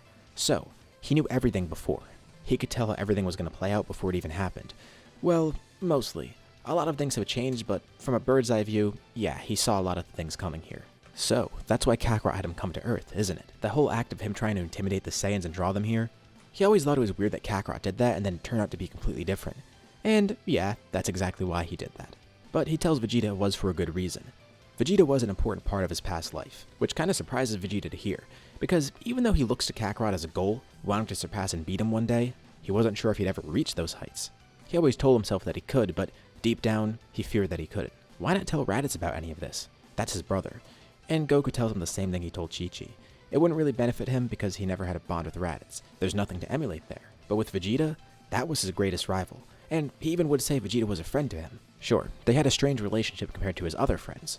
Vegeta is definitely more introverted than a lot of them and doesn't have typical friendships. But at some point down the line, especially after the Boost stuff happened, yeah, Vegeta definitely was a friend to him, but more importantly a rival. And he tells Vegeta that even though he knew a lot of the things going into this new life, he didn't really orchestrate a lot of things. Sure, he had to orchestrate meeting the people, but the rest happened naturally. For Vegeta specifically, the biggest thing was having him come here. He ended up with Bulma naturally. Goku didn't even need to help with the matchmaking there. And Vegeta's kind of embarrassed to hear this, but it's good to know he was with Bulma in the past life too. But everything with Vegeta turning good and growing on his own, that's just who he is. He's glad Vegeta's here, and that kind of just speaks to his character. Goku didn't really need to do much. Vegeta developed pretty much the same way he expected, both as a warrior and as a person, though he is definitely farther beyond his original self at this point. I mean, having Super Saiyan God this early on, that's pretty huge, and Vegeta silently nods. But he does have a question. He asks Kakarot how strong he used to be. Well, Goku says that after some point, the two of them were always neck and neck. Sure, there would be moments where Goku would get ahead, but Vegeta would find some way to catch up. And before everything happened with Fu, they were pretty much around each other's level. And Vegeta didn't even have the same type of power as Goku. He obtained his own abilities, and he's about to say what it is, but Vegeta cuts him off. Don't tell him. Right now he's facing away from Goku, but he turns back to him with a smirk. Kakarot said everything happened naturally, right? Well, he wants to figure out his power on his own. He doesn't want any hints, and it's more fun to do it this way. Goku nods. Right. So, now he knows why Kakarot was always so far ahead. Well, Goku says that he was always pretty strong before, but yeah, this is kind of different. He recounts how he initially became a Super Saiyan in his old life, then obtaining Super Saiyan 2 while he was dead, as well as Super Saiyan 3, and then even Super Saiyan 4 just by training further, but after unlocking his God forms, he mainly focused on those. He was supposed to become a Super Saiyan God years from now. Same goes for Vegeta. But Vegeta promises that he'll surpass Goku. He'll grow stronger than him without the knowledge of how to do so, just to one-up him. And that makes Goku happy. It really is the same Vegeta that he knew before. He's glad he got to tell him about this, and though Vegeta doesn't really say it, he appreciates Kakarot telling him all of this too. This is about a year before the Buu saga, so Vegeta is very well adjusted to Earth, and he has spent enough time around Goku to know him better. But speaking of the Saiyans, what are they doing? Well, like I mentioned, they've gotten Godly Ki from Goku, and they've had Super Saiyan God for a little bit now, though Goku does have a task for Vegeta and something that he might like to do. He tells Vegeta about Majin Buu, and then he gathers up Raditz and Nappa. Goku would have handled this himself, but he didn't want to take all the fun. He did some scouting and eventually found Babidi's ship, so the three Saiyans went out there on their own. Now, one thing in the back of Goku's mind was the fact that Vegeta did give in to Babidi's mind control, and Goku actually watches nearby, trying to keep a low profile. He doesn't think Vegeta will give in here, but he just wants to watch what happens. The three Saiyans assault the ship, and it's kind of like good old times for them. This is the first time they've done a mission together in a while. They encounter Dabra, and they do rock, paper, scissors to figure out who fights. Nappa's the one to fight him, and it doesn't take much effort. He kills Dabra pretty easily. They go through the rest of the ship, and then Babidi starts to panic. First of all, confused on how he's been found so early, and second, wondering how he could counter this threat. He tries to take over one of the Saiyans, but it doesn't work. Particularly he tries Vegeta, and Vegeta doesn't give in. He'll get stronger his own way, and the other two are the same. He doesn't need Babidi's boost, and there's no reason for him to turn back to his old self. Clearly, the new version of Vegeta, that's the one that's going to get a lot stronger, especially after what Kakarot just told him. And they're also sure to not provide too much energy for Majin Buu. Babidi is defeated pretty easily. Raditz is surprised to see Vegeta's new outlook. Something's definitely changed, and Vegeta does find it weird that Kakarot's own brother doesn't know, but he just tells Raditz if he wants to understand, he should see his brother more and make an effort to potentially become a better ally to him. Now with Babidi gone, Buu isn't an issue, and Shin comes to Earth to take his egg. Goku isn't sure how to purify him, so he's not released for now. The World Tournament eventually rolls around, and it's normal for once. It's great. Goku really wants to enter, but he knows he'd win if he did, so he doesn't. Plus, everybody recognizes him as a previous 3-time champion. He sat out the last tournament just so Mr. Satan could become the world champ. Especially without Cell being a threat here, this lets him get his claim to fame. Though, the winner ends up being Gohan in a final battle against Vegeta, a pretty explosive battle at that. Gohan did want to enter in his Great Saiyaman disguise, but that eventually came off. And unfortunately, Ultimate doesn't really disguise him too much, it just makes his hair a little different. But he had to use it here, especially against Vegeta, who wouldn't have wanted him to hold back. Goku has been waiting a while too. There's something else he needs to accomplish. After getting this strong, he's looked around for a while. He's been searching, and he finally found what he's been looking for. And this isn't a metaphorical search, it is a literal search. He's trying to find something, someone. He'll be occasionally absent, and no one really knows why. though he does ask Bulma for some supplies from time to time. There's someone he's trying to meet, but kinda covertly, and he has to go about it very carefully. With the power he has now though, it shouldn't be too much of an issue. Thankfully, no one questions it. So as I mentioned a couple times in the scenario before, I'm gonna consider that Daima happened for this Goku. So what's gonna happen for Daima here? Well, after Dabra's death, Goma eventually goes to the lookout. Too bad for him that Piccolo's guardian here and not Dende. He's no nonsense. Piccolo clones himself into 3. One clone restrains each person, one for Degasu, one for Neva, one for Goma. Goku warned him about Goma too, and to intimidate him, Piccolo goes orange. He's had this for a bit too. Neva's impressed with his power, and seeing he's a fellow Namekian, Piccolo doesn't treat him too harshly. Who knows, it could be good to have connections to a Namekian from the Demon Realm. Goma panics and escapes, and Degasu follows with Neva close behind. And as they leave, he asks Neva to gather the Dragon Balls, which he does. It's pretty easy. Quickly, Goma wishes for the third eye. He's not going to try and weaken them, he's just going to make himself stronger. Shenron then drops the third eye out of the sky, with Goma sticking a hand out to catch it, but then a hand extends out in front of him. Piccolo's watching nearby. What, did they really think they could outspeed and outsmart him? He retracts his stretched arm, holding the third eye in his hand. He actually teleported right near them. Being Guardian does have perks like that, and he's not really sure what to do with this third eye, but he could feel crazy power coming from it. He simply opens his mouth and eats it. Goma and Degasu's jaws drop. Piccolo was just trying to get rid of the thing, but it actually ends up merging with him. He feels a huge surge of power. He simply lifts up a finger and blows up Goma. He doesn't know who the next Demon King will be, but he could serve as that. After all, he's Demon King Piccolo. He's the Guardian of Earth, and now the Demon King as well. Is that a conflict of interest? Can he hold both positions? No one can really tell him otherwise. A few weeks pass and Goku eventually hears of this. Turns out, Piccolo killed Goma, then eventually visited the Demon Realm, and Rinsu's gonna kinda do everything for him there, because she was smart enough to strike a deal with Piccolo. He's gonna hold the title of Demon King, while she'll actually manage everything. That keeps both of them happy, and Piccolo can also monitor everything there. Wow, Goku didn't really expect that when he told him about Goma. But more important, he feels Piccolo's grown a lot stronger for some reason. Oh yeah, he tells him he ate some sort of third eye thing. The third eye? Goku remembers how strong that made Goma, and the fact that there were multiple of them too. To think Piccolo got it. Well, it should be in good hands at least. But now that it is in Piccolo's hands, or in his stomach rather, naturally Goku's next question is, how strong is Piccolo now? He wants to test out that power. And Piccolo smirks. Sure, that sounds like fun. Goku and Piccolo get ready for their battle, and they get an audience. Beerus and Whis come too. They're definitely going to want to watch this. But so does everyone else. The Saiyans, Gohan, the other Z fighters, everybody's there. First, Piccolo powers up into his orange form, and he feels a huge surge of magical power. That's the third eye. Thankfully, he doesn't have the weakness of maybe having it knocked out of his head because he ate it. He's not sure if it works as effectively when it's in his stomach, but it's still working, so he doesn't care. He didn't even intend for it to be that way. Goku goes into Super Saiyan Blue, which kind of surprises Piccolo. That's his highest form. He's not sure if he can contend with Goku in that. The two start fighting. Goku's very impressed. When did Piccolo get so strong? It looks like he hasn't been paying enough attention to Earth. And then Piccolo says some guys from the Demon Realm showed up.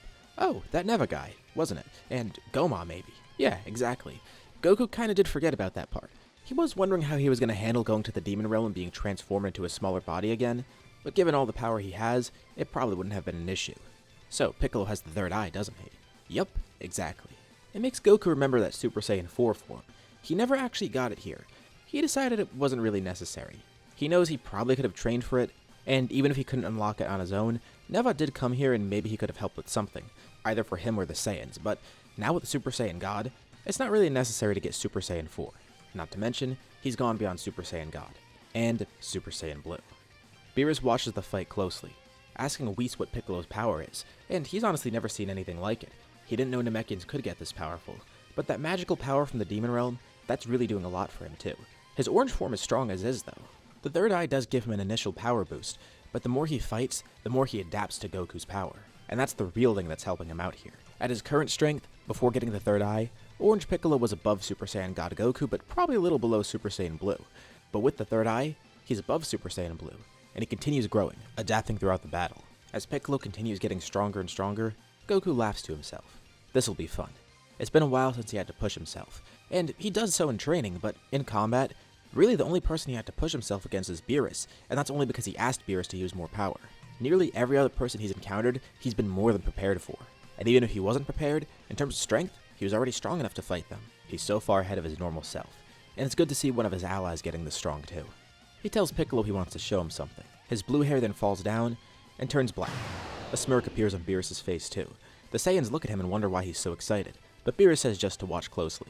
Goku's black hair starts flowing, and then it shoots up again. Not standing up, but just being pushed upwards by the ki that Goku's releasing. And then, it flickers into a silver color. Beerus says Goku's only ever used this in a fight against him, and no one else. Well, he doesn't say this part out loud, but in his former life he used this more.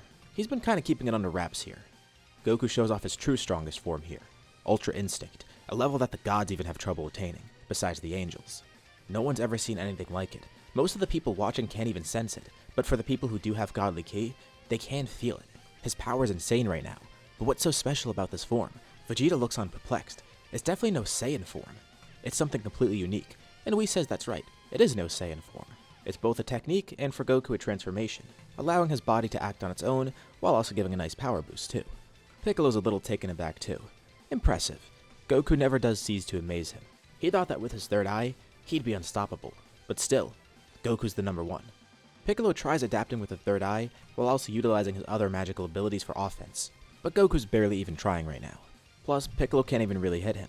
Not to mention, Goku knows that the more he attacks Piccolo, the more he's going to grow with the third eye, and he can't necessarily remove it from Piccolo, nor does he really want to. So, he finishes this in the best way he could think. Piccolo punches Goku, but the fist goes right through him. It's a clone. Another Goku appears behind him, delivering a sharp hit to Piccolo's neck, enough to knock him completely unconscious. Out of his orange form too. He never would have expected Piccolo to be his greatest rival in this life, and Vegeta scoffs at this. For now at least. Goku won by ending it quick, but he tells Piccolo that he's really surpassed his expectations. Right now, besides him, Piccolo is the strongest. Goku then walks up to Gohan, who is watching too. There's actually something that slipped his mind that he never told Gohan. It's not really something that he could make happen. Well, first off he starts by saying, Gohan used to be one of the strongest people ever. At some points in his life, Goku even says that Gohan surpassed him. But before he got sent back in time and relived his life, he remembers how strong Gohan was. He wants Gohan to reach that level again. He needs him to achieve that level of strength. And Gohan nods. Sure. But as for the other thing he never told Gohan, he says he and Piccolo used to be really close. So he wants to try something else out here. He tells Piccolo that he should train Gohan, and Goten for that matter too. Piccolo kinda likes that idea. You know, while Goku's not here on Earth, Gohan will at least be a nice opponent, and since Goku said he can grow a lot stronger, Piccolo wants to see that too. He could draw that power out of the boy. He never really got to know Gohan that well in the story. To think, he used to be an enemy to Goku, and he almost made a new son just to kill him after being defeated. But now, he's helping to train Gohan. And ironically, in that past life, that son that he made to kill Goku, he risked his life to save Gohan, Goku's son. The two of them now know that, in a former life, they had a bond as master and student. Piccolo was one of Gohan's closest friends and allies, and Goku wonders if the same thing could happen here. The next few years, there's not really a lot happening. Goku wonders how his future self is doing, but he doesn't want to travel in time just yet. He also knows messing with time is taboo, and there's something else he's going to deal with first before he travels through time again. Not that he could really even travel through time on his own, because even if Bulma were to make a time machine here, he's worried that it won't go to the same timeline Trunks was from. It might create a completely separate one. But if he has Ultra Instinct right now, and future Goku has had all this time to train in Otherworld without sleep, that version of Goku must be way stronger. He's trying to think of who else he needs to interact with here. Now, Majin Buu's revival was stopped, but his egg is still with the Supreme Kai, and it makes him wonder, is there a way to purify Majin Buu? It's going to be tough, because he'll be destructive when he's awakened, and sure, Goku is much stronger than Majin Buu, and fighting him's going to be no issue, but making him turn good is another thing. He doesn't know how to actually turn him good, and he wants to, because Buu was an actual ally at some point after all. For Frieza, he was never really an ally in the first place, and he decided to kill them because of that. They don't necessarily need Frieza around. Same with the Red Ribbon Army and Gero. Cell, on the other hand, might actually have something there, and he's the one person who was originally villain that Goku decided to spare because there's the best chance of him being an ally, and it'll be a nice test for Goku's power. If it doesn't happen, he'll fight Cell and he's not too concerned about it too. But he feels bad not helping out Buu, so he goes to Shin. They try and awaken Majin Buu, and, with Goku it's not really hard, he doesn't have to give much energy. From what Goku remembers, and from what others told him, Buu at one point expelled his evil first. Mr. Satan was actually the one to tell Goku this in his past life. Once he expelled that evil from himself, the evil Buu absorbed the good Buu, and then he became Super Buu, with Goku and Vegeta turning him into Kid Buu later on by removing the good Buu. A bit confusing and kind of hard to replicate. Since Buu hasn't expelled his evil self here, it's not like Goku can just cut him out, and there's not really another specific technique he has that could work like this. Like, he knows Force Spirit Fission can undo fusions, but first of all, he doesn't even have that right now, and second of all, this isn't a fusion, this is just part of Buu. He keeps trying to think of every possible way to do this, but then he has an idea. It's a long shot, and he's not sure if it'll work, but he brings Piccolo along with him. His thought process is that Piccolo, or the Nameless Namekian rather, split the good and evil from himself, so he knows how to do that on himself, and now with his heightened magical abilities, maybe he could try it on someone else. And Piccolo never considered that, but yeah, it might work. In a combat setting, he wouldn't want to do this, he'd just want to fight the enemy. But Goku's asking for a favor here, and it's not like Buu is too impressive of a villain for him to fight right now, so they try it out. Majin Buu's revived, and immediately he tries causing chaos on the Sacred World of Kai, but Goku simply uses a God Bind on him, holding him in place. And Piccolo then places a hand on Buu, channeling his magical energy into him. And, surprisingly, it works. The third eye is able to accomplish this. Buu splits into good and evil. Though Goku is a bit disappointed by this too. On one hand, it worked. It created the good Buu, and they'll have him as an ally now. But one of the reasons Goku's saddened is because the other Buu is not what he expected. He never fought Evil Buu. He fought Kid Buu, and this Buu is clearly a little different. The reason he's saddened by this is because, well, he knows Kid Buu turned into Uba at some point. So he wonders if this Evil Buu could do the same thing. Thankfully, they've already done the hardest part. Evil Buu pretty much automatically goes to fight Good Buu, and he's able to eat him, creating Super Buu. Now, they just need to split the two of them. Goku can do what he did as Vegito, but no need. Piccolo just tries to extract Good Buu, and then that splits them again, creating Kid Buu and Good Buu. Well, he knows Kid Buu's not really going to be too much of a challenge here, so Goku just gets rid of him right away, hoping that King Yama will still turn him into Oob. But that solves that. As time continues on, there's still one other loose end that I never covered. On Earth, some Frieza Force soldiers arrive to revive Frieza. They've looked into the Dragon Balls a bit more, and they think now they could bring their leader back. Issue is, the others on Earth were already told to expect this. The Frieza Force might eventually arrive here. Goku said they might not, but sure enough, they did. Vegeta, Raditz, and Nappa decide to handle this. They're not going to turn down a chance to mess with Frieza's army. But what they aren't prepared for is extra people being there. They fight some of the Frieza Force soldiers, and it's not really too hard, because there's not many left in the first place. But then, Vegeta, Nappa, and Raditz suddenly switch positions. What just happened? Vegeta hears somebody yell out, "Change now." They look over. They see Goldo over there. He just recently stopped time, moving Vegeta away from the others. And now, Ginyu enacted his special ability, changing bodies with Vegeta. This entire time, the Ginyu Force was out there. Strength-wise, they're not going to be too much of an issue. But with this surprise attack, Ginyu was able to steal Vegeta's body. It was a long shot, but this was really the only way they could fight here. The Frieza Force recruited the Ginyu Force here because this was the only way they could make things work. Ever since Frieza died, the Ginyu Force hasn't really had many jobs. They were actually going to go to Yardrat, but since they weren't going to get paid for it, they didn't end up doing it, and they took odd jobs here and there around the universe. But the Frieza Force did get enough money to recruit them for this, and since it's bringing Frieza back, it's a great investment. Of course they'd want to help. And Ginyu's very impressed. Vegeta's body's pretty strong.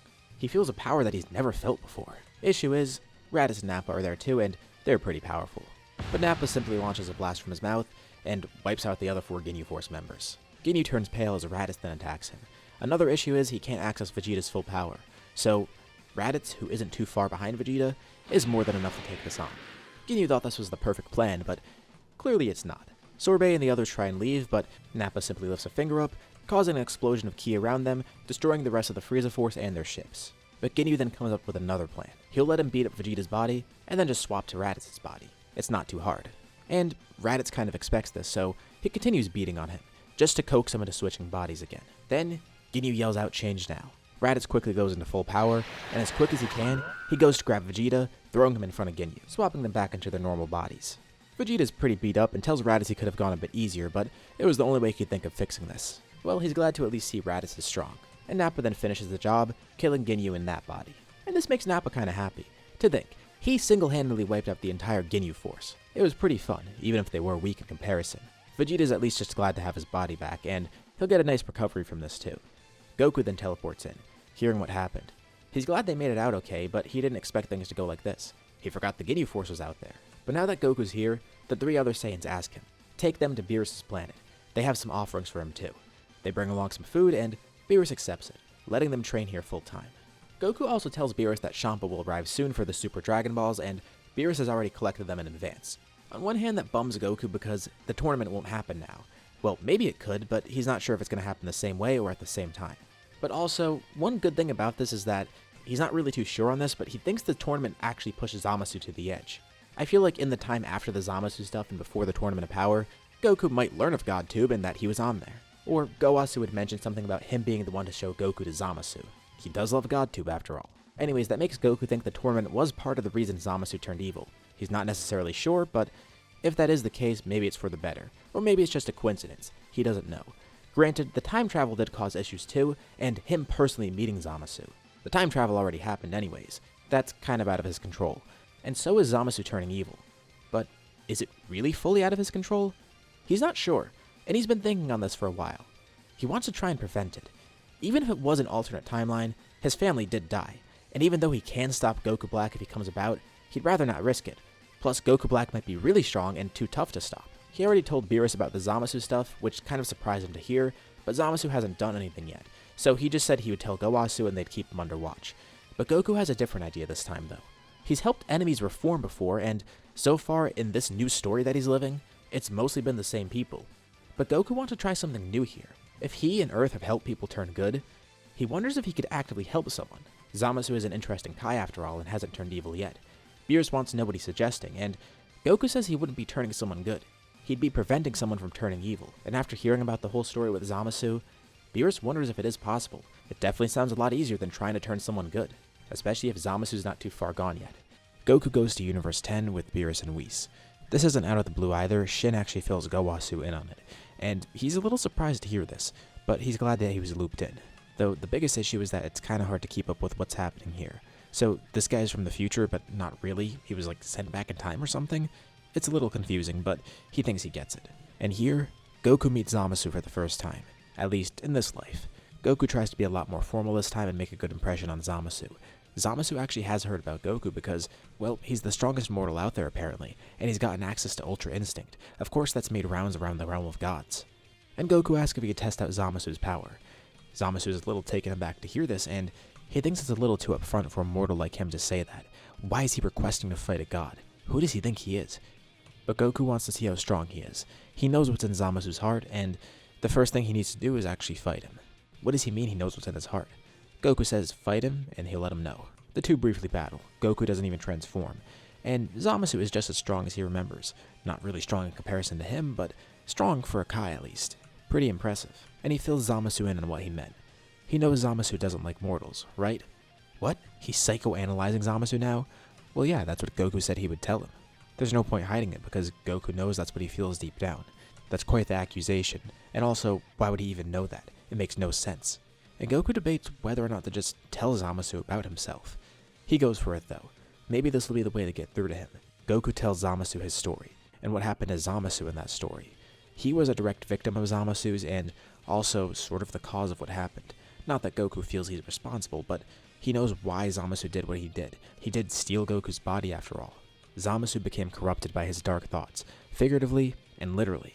If he thinks that the gods are not doing well and that the mortals aren't doing well, Zamasu doesn't need to make a new utopia. There are other ways to reform everything.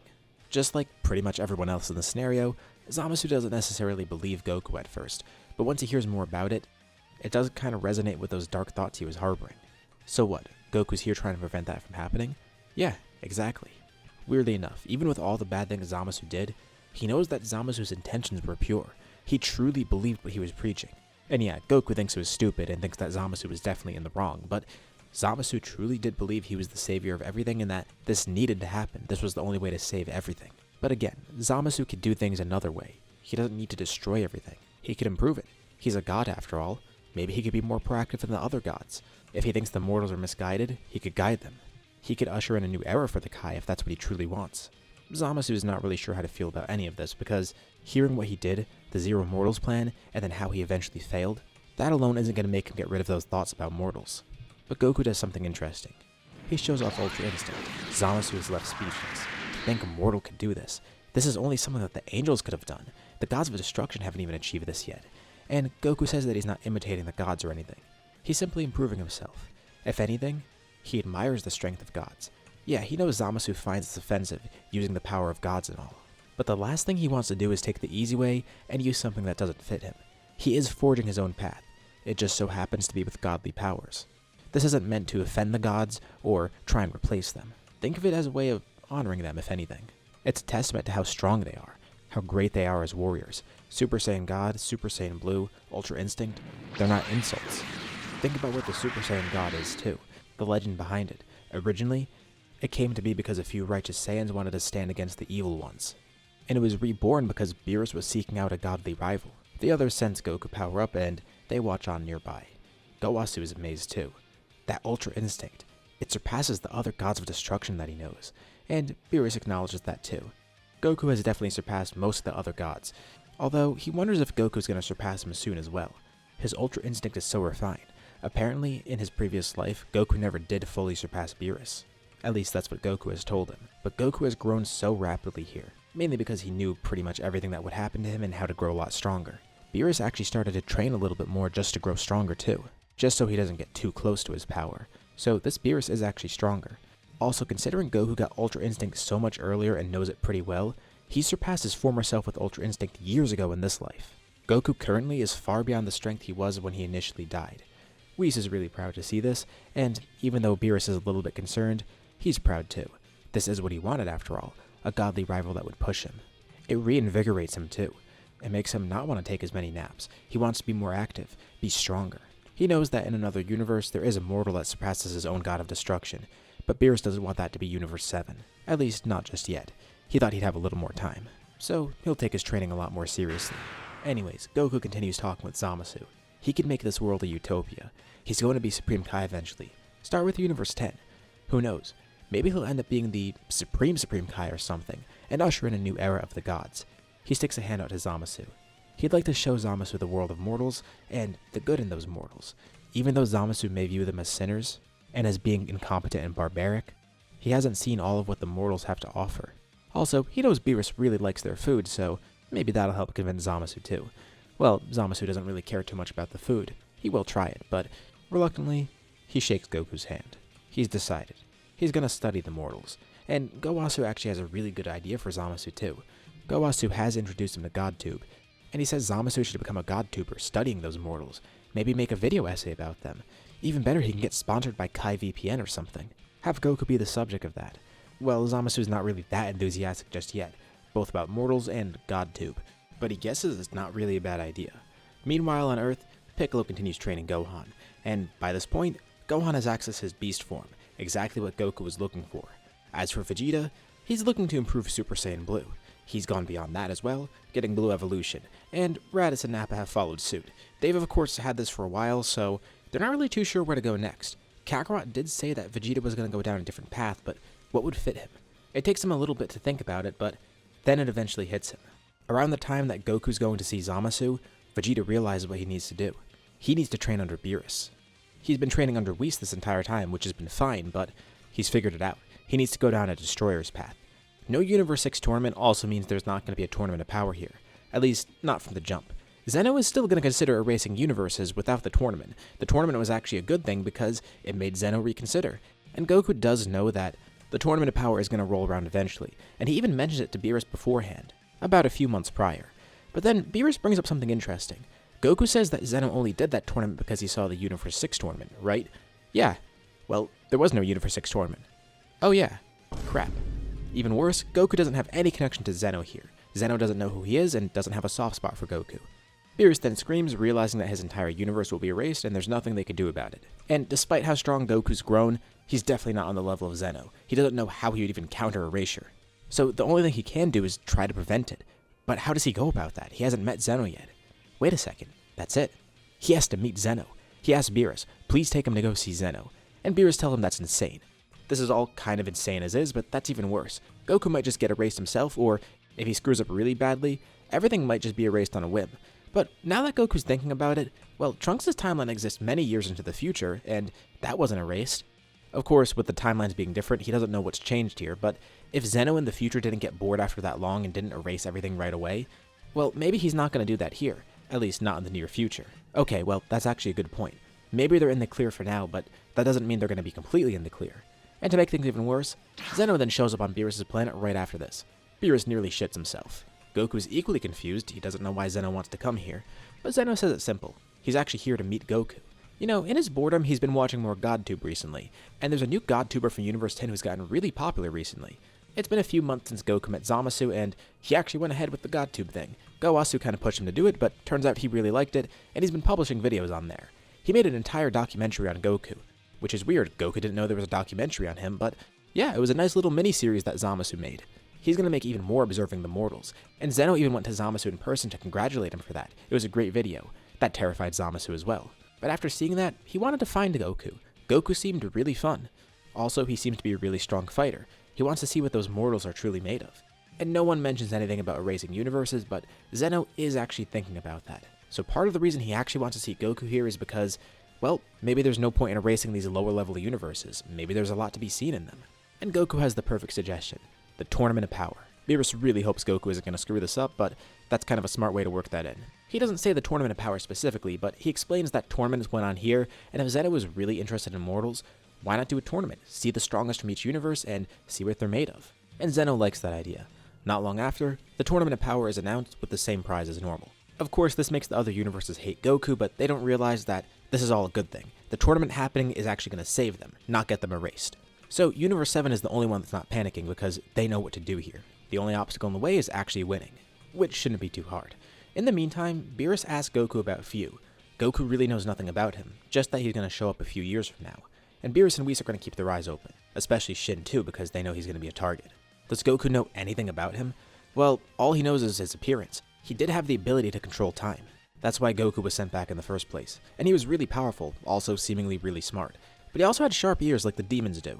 So Goku doesn't want to racially profile him, but he might be from the demon realm, or at least related to it somehow. Okay, that's actually pretty helpful. Even though it's not really a lot to work with. They just know his appearance, his name, and that he's possibly related to the demon realm.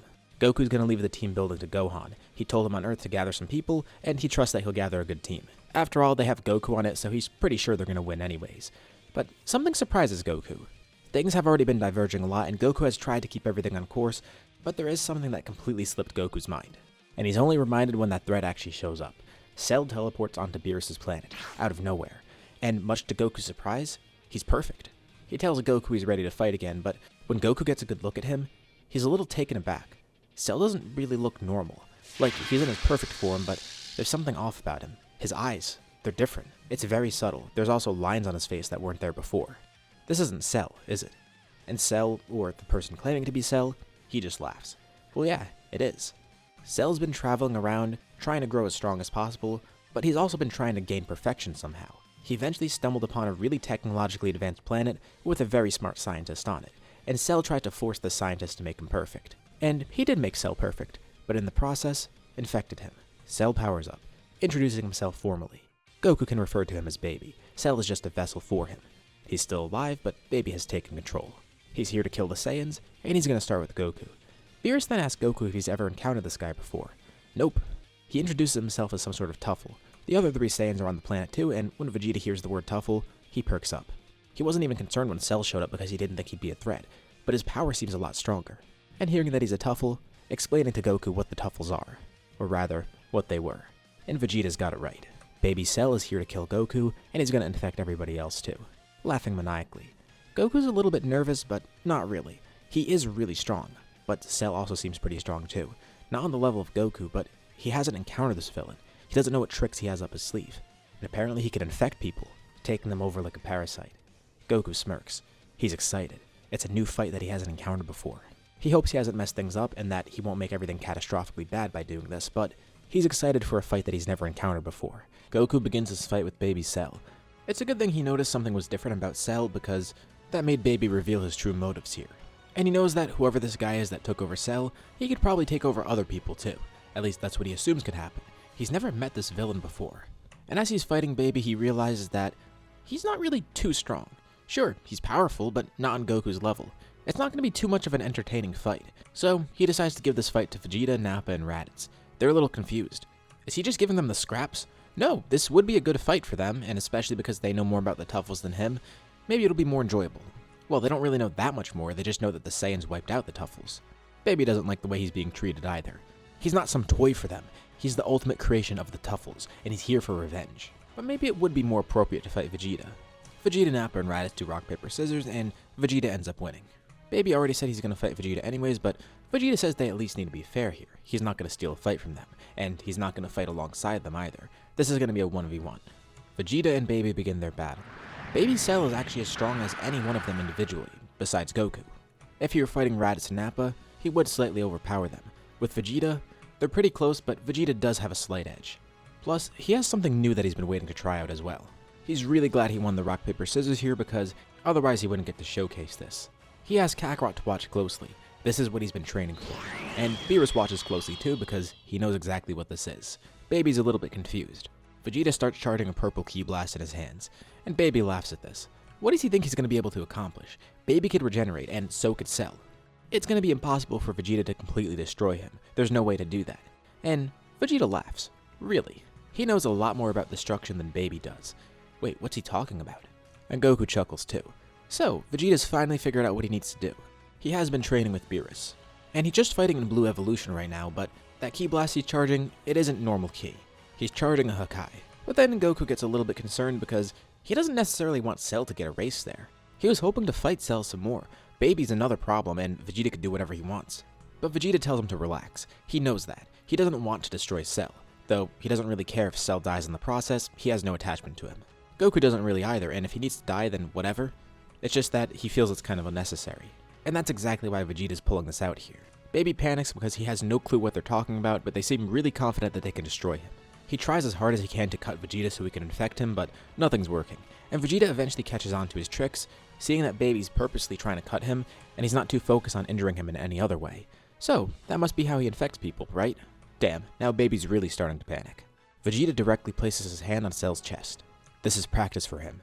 He knows he can make really strong Hakais, but he's trying to train the accuracy and nuance of them right now. He shouts Hakai. Baby gets suspended in air for a brief moment, and then surrounded by a brilliant purple glow.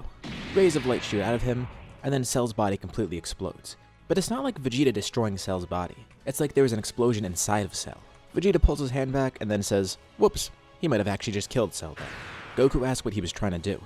Well, his Hakai targeted Baby directly, and he knows that he pulled it off correctly. That attack did destroy Baby, but in the process, of course, it completely blew up Cell's body. It was a little bit tough because he was working against two machines here, but he was trying to give the Hakai enough nuance to just attack the Baby part of him and then leave Cell behind. And Goku asks if Vegeta's absolutely sure he did that, and he is. Well then, Goku thinks that there's not going to be any problem. A few moments later, a few clumps of Cell start to reform, and then he completely regenerates. He's worn out, injured, and breathing heavily, but he looks like the normal perfect Cell that Goku knew from before. Actually, he's super perfect now. Cell looks down at his hands and then grabs his face too. He's a little bit confused because, first of all, he knew he just blew up, but second of all, now he actually has control of himself again.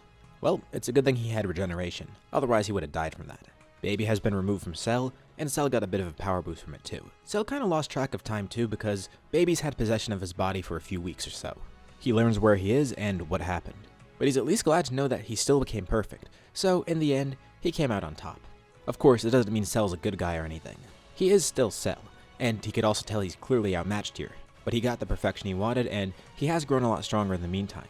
Goku asks what he's been up to, and at first Cell was absorbing some other life forms around Universe 7, but then he just started training on his own. But on top of that, he was watching from afar, trying to observe Goku, trying to copy abilities of his too, which kinda did work. He had a bunch of info before, and he was able to replicate things prior to that too, but now Cell believes he's better than ever. And who knows, maybe if he starts training even more rigorously, he could grow really quickly. He doesn't even have godly ki right now. And Goku's glad to see this. Most of the power that Baby had actually came from Cell.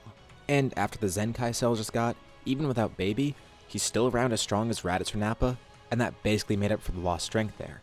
Goku does see potential in him, and even though he is still a villain, he of course knows that Cell's main motive is fighting. He wants to grow stronger. He wanted to become perfect, which he did. He wants to fight Goku now, but Goku has something else in mind. He asks Cell if he wants to join the Tournament of Power. The Saiyans and Beerus all look on a little bit confused because, isn't this guy a villain? Why would they want him on the team? Well, that's kind of the whole point. They know Cell is strong, and it would be good to have him as an ally. And once Cell hears what happens if they lose the tournament, he's up to join. It's partially out of self-preservation, partially because this would benefit him. He would be able to fight as many people as he wants, and he wouldn't really have to hold back too much. He just can't kill anyone. Raditz asks Goku what his plan here is, and he doesn't really have a plan, he's kinda just doing this on the fly. Raditz still doesn't know Goku's secret, but in Goku's mind, what he's looking to do is see if Cell could be a potential ally here. Is he a threat? Sure, but threats can be dealt with. He was a little bit curious about that baby guy that just showed up, but he definitely was pure evil. He would not have been a good rival here. And Cell ends up joining the Tournament of Power because he wants to see Goku's strength but also fight a lot of other people. Vegeta is glad his Hakai worked, but it is a little strange because that's the first time he used it to destroy a person. Sure, Baby was an artificial life form, but still, considering the history of the Saiyans and Tuffles, it's just a bit of a strange feeling. He kinda needed to do it too. But he truly erased the last piece of Tuffle technology, snuffing them out for good. and he's starting to realize the extent of the strength that he has because of this. This is the right path to go down, but he has to come to terms with that first. And Beerus notices this too. He's taught Vegeta well, and he wonders if he has the right mindset for that, but maybe he'll make his own thing out of it. As for the rest of the team of the tournament, well, they already have a lot of great people to begin with. Goku, Gohan, King Piccolo, Vegeta, Nappa, Raditz, and now Cell. I feel Tien and Krillin would also join. And they have a bunch of other options too, but for the final member, Goku has kind of a strange pick. Android 16. He's been upgraded. He's a training partner for Vegeta, so when Vegeta's on Earth, he has someone really strong to train with. He's not as strong as the Saiyans, but he's powerful. He's had a lot of upgrades. And Goku remembers how helpful the other androids were in the past tournament. 16's different than them because, unlike them, he's a full-on android, not a cyborg. He's purely mechanical, and maybe having a purely mechanical fighter could benefit them too. It's somebody that no one can sense. Also, someone with great intellect that was improved further by Bulma and Dr. Brief. He did consider recruiting Goten because he has trained Goten a lot more here, but still, Goten isn't as experienced here. And you might be thinking, well, why not just recruit whoever he wants? He's gonna win this tournament himself, right? Nope. Goku actually tells Beerus he decides to sit out. At first, he wanted to just not be on the team in general. Their team is stacked, and he thinks he's gonna steal all the fun. Beerus says he's stupid for that, but Goku just thinks he's not really necessary there. That's how confident he is in everyone else. Besides, he's seen what happened before. He'd rather observe everybody else fight. As much as Goku does love fighting, he just feels it's kind of unfair. Like he knows everybody there, he knows all their abilities, and he knows he's a lot stronger than them. Is it really that fun for him to do? Is it a worthwhile experience? But Zeno does want him there, so he's still going to be in the tournament. So he knows what he's going to do. He'll stay in the ring without transforming, and he's going to try not to fight unless provoked. Kind of like Jiren did originally. He'll let everyone else have their fun, and he knows they'll win. And worst case, if something bad does happen, well, he'll be there as backup, and he'll win the tournament by default. The Tournament of Power begins, and just like Goku thought, their team is completely stacked. All the other teams on the tournament are pretty much the same, except Universe 6 is going to be weaker without the tournament, and there's somebody else in the stands, Zamasu. He's actually recording all of this for GodTube. Even with the dire circumstances, if they end up making it out of here alive, this'll make for a nice documentary. The two strongest people behind Goku are King Piccolo and Gohan, although there is a really big gap between them. Seeing this, Raditz kinda just hopes he could surpass his brother, as well as his nephew. He feels like he's falling really far behind. Nappa kinda feels the same thing. He just wants to be the strongest, but unlike Raditz, it's not really as personal. Vegeta, on the other hand, has been trying to reinvent himself, and he has a new opponent he wants to fight here, Jiren. Immediately when he spots him, Vegeta knows he needs to be the one to defeat him. He starts to fight Jiren, just in Blue Evolution, which is really good, but not good enough. Goku's watching on and he sees that Vegeta's actually doing better than he initially did against Jiren. Raditz comes up to Goku during the tournament and asks why he's just watching. That guy seems really strong, he should fight him. But Goku says to wait a moment. He thinks Vegeta's hiding something, and he can kinda guess what it is. Jiren beats up Vegeta, and he's about to defeat him. He did have to show a lot more power than he expected, so he commends Vegeta for that. But Vegeta then says that he has a different understanding of power than Jiren does. He smirks, blood dripping from his mouth. He's learned recently that power derived solely from instinct is completely unbounded.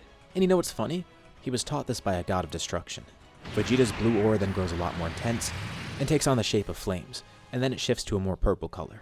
Jiren watches on, unperturbed. But everyone else in the ring is stunned. All the gods of destruction watch on in complete shock. Vegeta's power-up completes. He calls this form Ultra Ego. Beerus is cheering in the stands, and Goku even starts cheering too. He's glad Vegeta figured it out so quickly. He was actually going to use that against Baby, but it wouldn't have made the fight too fun. He was waiting for a bigger challenge before he brought this out. This is the first time he'll use it in a true fight. Toppo and Dispo are watching on too, and Dispo asks if he thinks that Jiren's got this, but Toppo's not so sure. He thought he was the only one in the ring with the God of Destruction's power, but Vegeta seems a lot more intense. He seems a lot stronger. He might be able to surpass Jiren, and the worst part is, based on how Vegeta's using that power, it looks like he's just going to grow stronger and stronger the more he fights. Which is exactly what's happening. Vegeta completely overwhelms Jiren and forces him to use his full power. Their battle is incredibly destructive, destroying all of the ring around them, and even knocking out some fighters in the process. Completely by accident. But the more hits Vegeta takes, the stronger he grows, and the more his battle spirit flares up. With this power, he's able to defeat Jiren, knocking him out of the ring. There was barely any progress with other fights in the ring at this time. Everyone was just completely focused on that. Although, Cell wasn't too concerned. He was fighting some people on his own and had some good experience. That power was pretty interesting though. Universe 7 ends up winning the tournament and Goku barely gets involved. A few people try to attack him, but he dispatches them really easily. And after fighting Jiren, Vegeta was basically having an adrenaline rush. so he went around knocking out a bunch of other fighters. He ends up racking up over 20 eliminations, some of them accidental from the fight with Jiren, but most of them just easy knockouts he got, plus the Jiren knockout too. He's named as MVP, and he has to make a wish here. Well, that's one thing Goku didn't really anticipate, but thankfully, they already discussed before the tournament what to wish for. Vegeta makes a wish to restore all the universes. And even if Kakarot didn't tell him to do that, he would have done so. First of all, it just feels like the right thing to do, and second of all, it means a lot more opportunities for great fights in the future. Following the tournament, Cell goes back out into space. He had his fun in the tournament, and he got to test his power out a little bit more. But the next time he sees all of them though, he plans to beat Goku. And he's not going to be absorbing other people for power either. No, he's just going to train himself. He's going to grow stronger on his own. It'll feel more fulfilling that way. Besides, he is the perfect life form. Someone as flawless as him should grow strong enough on his own. But before he leaves, Goku asks if Cell's ever tried to transform before, and no, not really. Well, Goku says that Frieza had some extra forms of his own. Maybe Cell could do that too. Oh, okay. Wait, what does he mean extra forms? Oh yeah, Cell wouldn't really know that. Just try and test out things for himself, see if he can transform. Beerus then walks up to Goku and asks why he didn't recruit that other guy. Well, clearly they didn't need him. But you know, now's probably a good time to visit him. Goku places 2 fingers on his forehead and teleports away. He arrives on planet Vampa, meeting up with Broly. You might have been wondering, why hasn't Broly showed up in this scenario yet? Goku obviously knows about him and where he is. Well, there's a reason for that. Broly has been here on Vampa the entire time, getting supplied by Goku too. Goku actually met him about a decade ago, and ever since then, he's secretly been visiting Broly and training him. Goku first needed to grow really strong, just so he could handle Broly. He had instant transmission for a while in this scenario, but once he first achieved his god forms, that's when he came here, just to be extra sure. Then he had to locate Broly, which is a little bit tough because even though he knew Broly's power, he had to wait for it to flare up on Vampa. He doesn't know the exact direction of where Vampa is, and there's not really any other energy sources he could lock onto there, so he had to wait a bit for that. Then he had to actually fight Broly because immediately Broly and Paragus wanted to kill him for being another Saiyan, and then after that, he had to gain Broly's trust.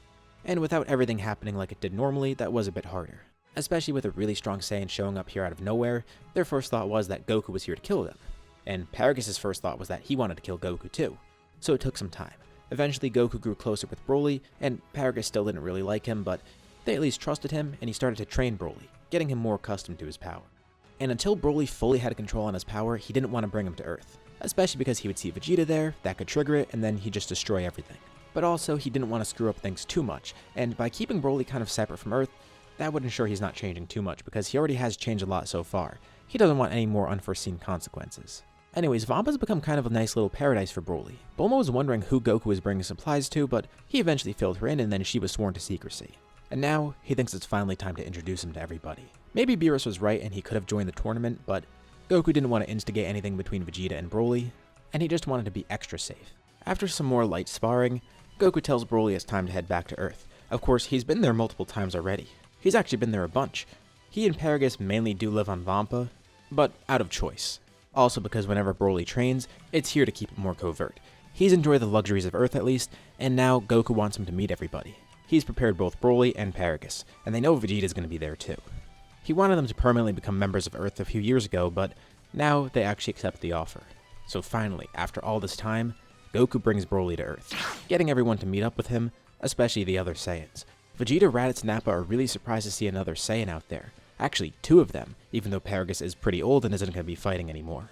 But then Vegeta pulls Goku aside. He knew Broly in his past life, right?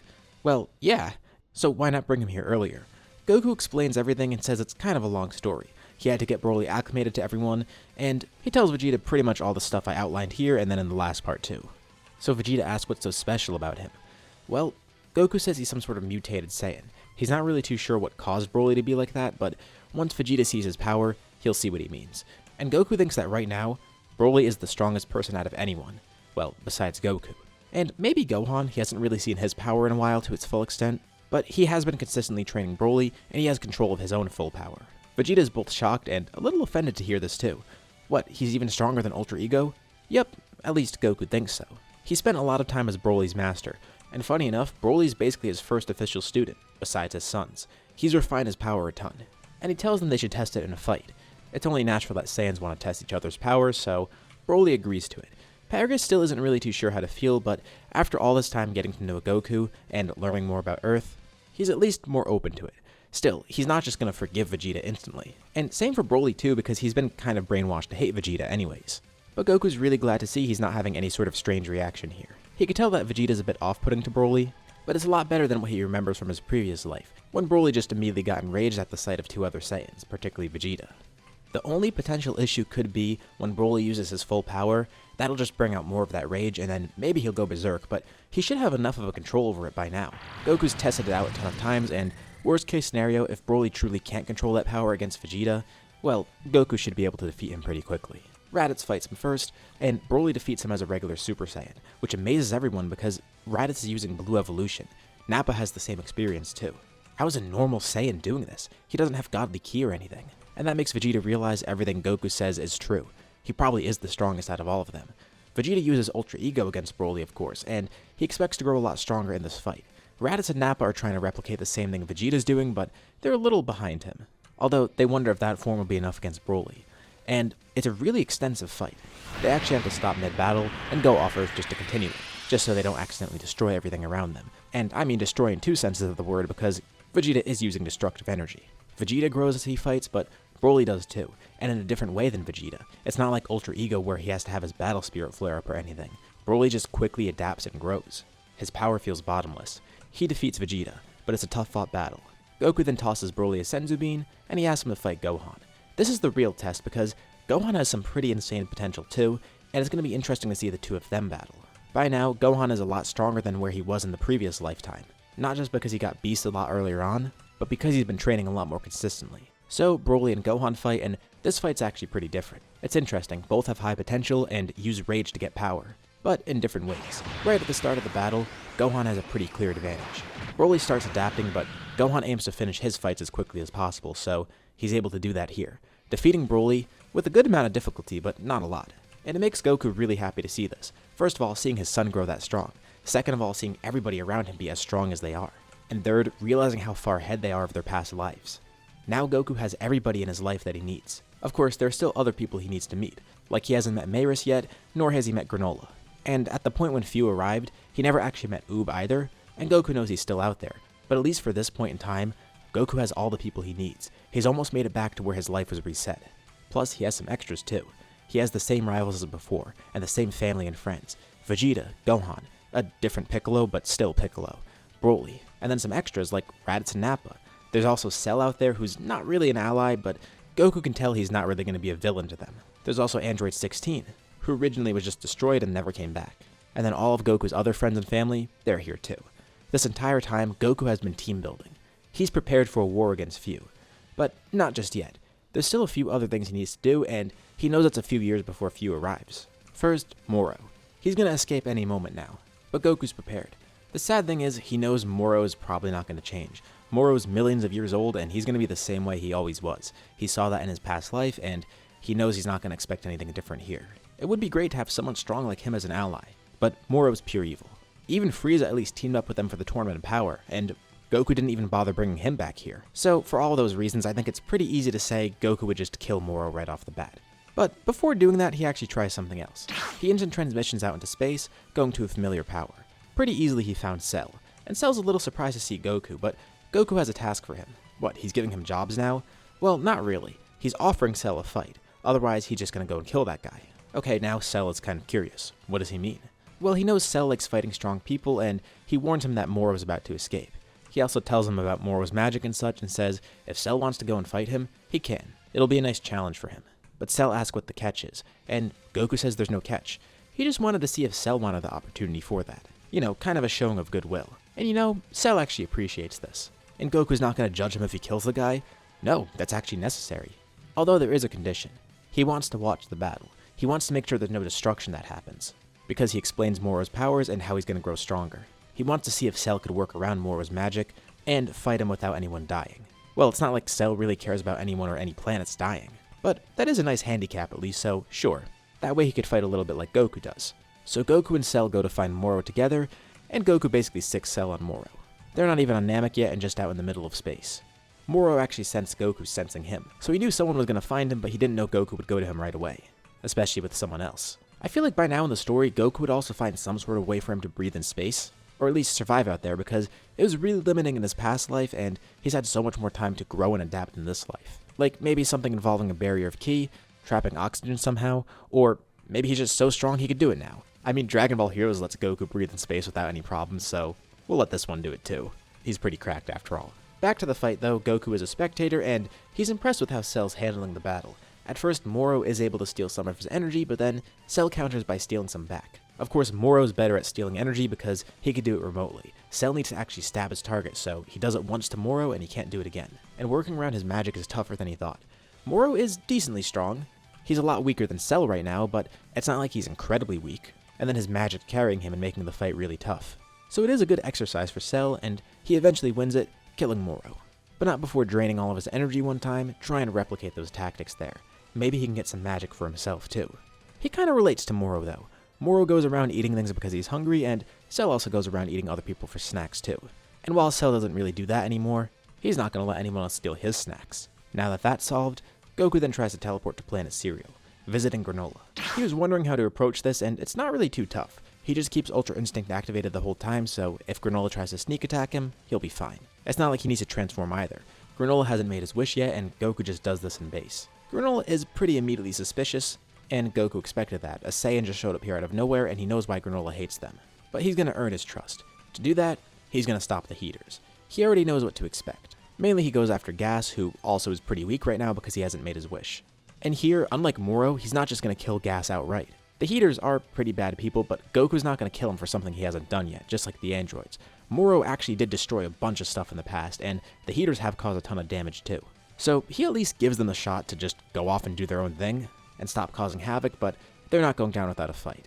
Gas then dies pretty quickly. And it's not like Goku to just slaughter the others either, especially because Gas and Elec pretty much do everything, but Granola does it himself. Oh, well, Goku was going to see if they at least had a chance to redeem themselves, but whatever, that's out of his hands. He tells Granola he wants to be his ally, and he wants to see his full strength.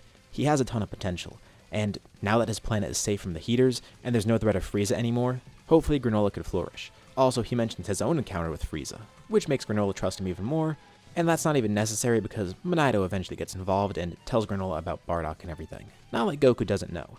Now, Goku hasn't considered reviving Bardock or Guinea because it's been so long since they died. Even when he got to Earth and was able to get the Dragon Balls, it wasn't really worth it then. When he was first reborn, he did feel guilty about not being able to prevent their deaths. But it's also not like him to just revive people he barely even knows, and the Dragon Balls couldn't even do that at that point. The two of them had been dead for so long that it would need two separate wishes, and then a wish bringing them to Earth. But that's besides the point. Though that was pretty eye-opening for him because it prevented a bunch of other things from happening. While he wasn't ever close with his parents, and he barely even knew about them in general, they at least acted as a catalyst for him. Knowing that they died and he couldn't do anything about it here, it made him recognize that he could do something about the deaths that happened later in his life. And all the other bad things too, so he's glad with his progress so far. Back on Earth, Piccolo was already warned about the Red Ribbon Army by Goku, and long before Red Pharmaceuticals becomes a problem, Piccolo decides to check it out. Goku doesn't actually know much about this besides Gohan and Piccolo fought them before. He doesn't know exactly when they're going to attack, and since he wasn't on Earth, he doesn't know a lot of other details either. The Red Ribbon Army actually got data on Cell even though he wasn't publicly known, and Hedo has begun some research. Cell Max is barely in development, but nothing happens because the Great Saiyaman goes in alone to dismantle them. It's just like Goku and the Red Ribbon Army all over again, except Gohan's a lot older and he's in a superhero costume. But it's funny how that works. Both him and his son stop the Red Ribbon Army, though Hedo and the Gammas are spared. And it's not like Gohan just slaughters everyone either, he just blows everything up and then Krillin goes in to arrest all the criminals. And then the Great Saiyaman gets public recognition for this too, and plus he had some help from the Great Saiyaman too, Videl. It makes Gohan realize he should be the Great Saiyaman more often. He doesn't really care about the fame of it, but it's nice to see the people like his superhero antics. Also, let's go over to Universe 10 for a second, specifically Zamasu. Knowing what happened, Zamasu decides he wants to check on his future self because wasn't he the problem before? Of course, present Zamasu was the one to actually become a Goku Black, although in an alternate timeline, and he's really fuzzy on the details because it didn't happen here, but he does kind of get the gist of what Goku explained. Funny enough, present Zamasu was more the problem because of him becoming Goku Black. Goku Black was the one to recruit future Zamasu after all. So he goes to the future just to see what happened with his future self. And once he meets future Zamasu, he sees that the two of them are pretty much the same. Actually, this Zamasu met Goku here, which surprises present Zamasu. Isn't Goku dead here? Well, yeah. At first, Zamasu was a little offended to see a dead guy come here, especially from another universe. Why was he just teleporting around to wherever he wants, especially a godly realm like the sacred world of Kai? But future Goku handled this the same exact way that present Goku did. And present Zamasu actually brought something along with him. He documented the entire Tournament of Power, and he shows it to future Zamasu. And then future Zamasu decides he wants to show future Goku this. So, he teleports into the sacred world of Kai in Universe 10. It's a bit funny to see two Zamasus together, and he's glad to see that the stuff is settled here. So, the Goku from the other timeline thought the same thing. Of course, they went through the same events, and they both knew what Zamasu was going to do. But present Zamasu asked a little bit more about future Goku. How is he different from his own version of him? Well, he's been dead for a while. He never did get revived, and he's fine with that. He actually preferred it to be that way because that's how it originally was in this timeline. However, he prevented a lot of other bad things happening in this timeline. Because things went so differently, if there were any issues, Goku warned everyone beforehand, and if there was any death or destruction, that could be reversed too. There's multiple ways for people to get Dragon Balls here, especially with Goku's help. But because he did die of natural causes, the heart virus did take him out permanently, so he stays dead. Present Zamasu says that his Goku is really strong, and he wonders if future Goku's the same. He would like to test his power. Goku chuckles. He thinks he might be a lot stronger than his present self. Of course, he won't know for sure unless he tests it out against himself, and he expects to fight him eventually, although he hopes he could do well against Fu. He doesn't say this out loud, but that'll be the true test. Actually, you know what? Maybe he could help in the fight against Fu. He does want to see himself again and test his power after all, so he tells Zamasu to ask, can he check in with the gods in that timeline and see if maybe he can come there for a little bit? Thankfully, both Zamasus know his secret, so he actually realizes there's no point hiding this. Tell him that he wants to help his present self in the upcoming fight. Future Goku has lived a pretty good life, all things considered. Remember, this Goku actually was the one who was sent back in time in the first place. And he was kind of going into things blind because he didn't know all of what happened in the future timeline. But thankfully, he was able to direct things in a good place, so even with him dying here still, he tried to help things move along. After everything with the time travel, Earth was back to normal. Everyone on Earth is alive again because Goku was able to help rectify things here. He warned everyone of the androids beforehand, and after they were stopped, Goku helped them fix everything too. It's not too hard when you know a lot more about Dragon Balls and things like that. He tries to be a lot more involved here, but the issue is, by being dead, it's not like he could really visit Earth. As far as this Goku knows, he can only go once in his lifetime, because Baba will give him a 24-hour pass, but he hasn't used that just yet. Though he can communicate with everyone as much as he wants, especially through King Kai. Also, thankfully for King Kai, his planet was never blown up here and he never died, so that's a plus for him. It really is a shame for Goku that he ended up being the one who died here. But he's just glad that everything's safe, and even though there is another Goku now, the two basically went through the same things. Following everything with the androids, Cell was dealt with too. And with everyone besides Goku alive now, Goku tries to direct things to be more like it was in his timeline, at least originally. This timeline is only a few years ahead of the other timeline. It's not like Trunks' where there's nearly a 2-decade difference. Life slowly returns back to normal on Earth, and eventually, a new world tournament is hosted. Goku already knows here that this is when Buu is supposed to show up. Of course, Shin and Kibito know this too, and Goku was able to contact them on his own. King Kai's familiar with his story, and now Shin and Kibito know about it too. Plus, since he's trying to help with Majin Buu, of course they're going to work alongside. It's going to be really tough to make things go perfectly, so Goku's fine if there's a couple things different here. As long as everyone's safe, that's really all that matters.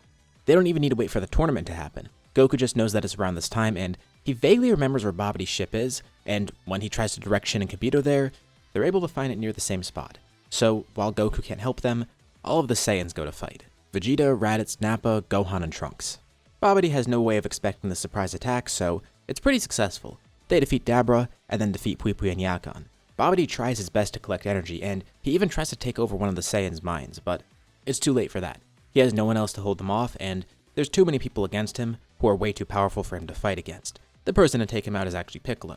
He's also present. And, being the Guardian of Earth, he really wanted to deal with this too, killing the King of the Demon Realm and killing Babidi. Speaking of Piccolo, soon enough, Shin and Piccolo collaborate together in order to stop Goma because Goku warned Shin about that too. Since Dabra still died here, Goma's going to be an issue and they need to deal with it. He tells them all about the third eye, a Rinsu trying to make new Majins, things like that. Things are already pretty different for him here. Everything is a few years ahead of where it normally is, and a lot of events have been swapped around too. Plus, before Goku's death, everything is the same as it was in the main timeline, with all the same changes that happened there. Pretty much immediately after Majin Buu's revival is stopped, Beerus then shows up on King Kai's planet. Terrifying King Kai, but exciting Goku. Wow, he didn't think Beerus would arrive this early, but he's prepared.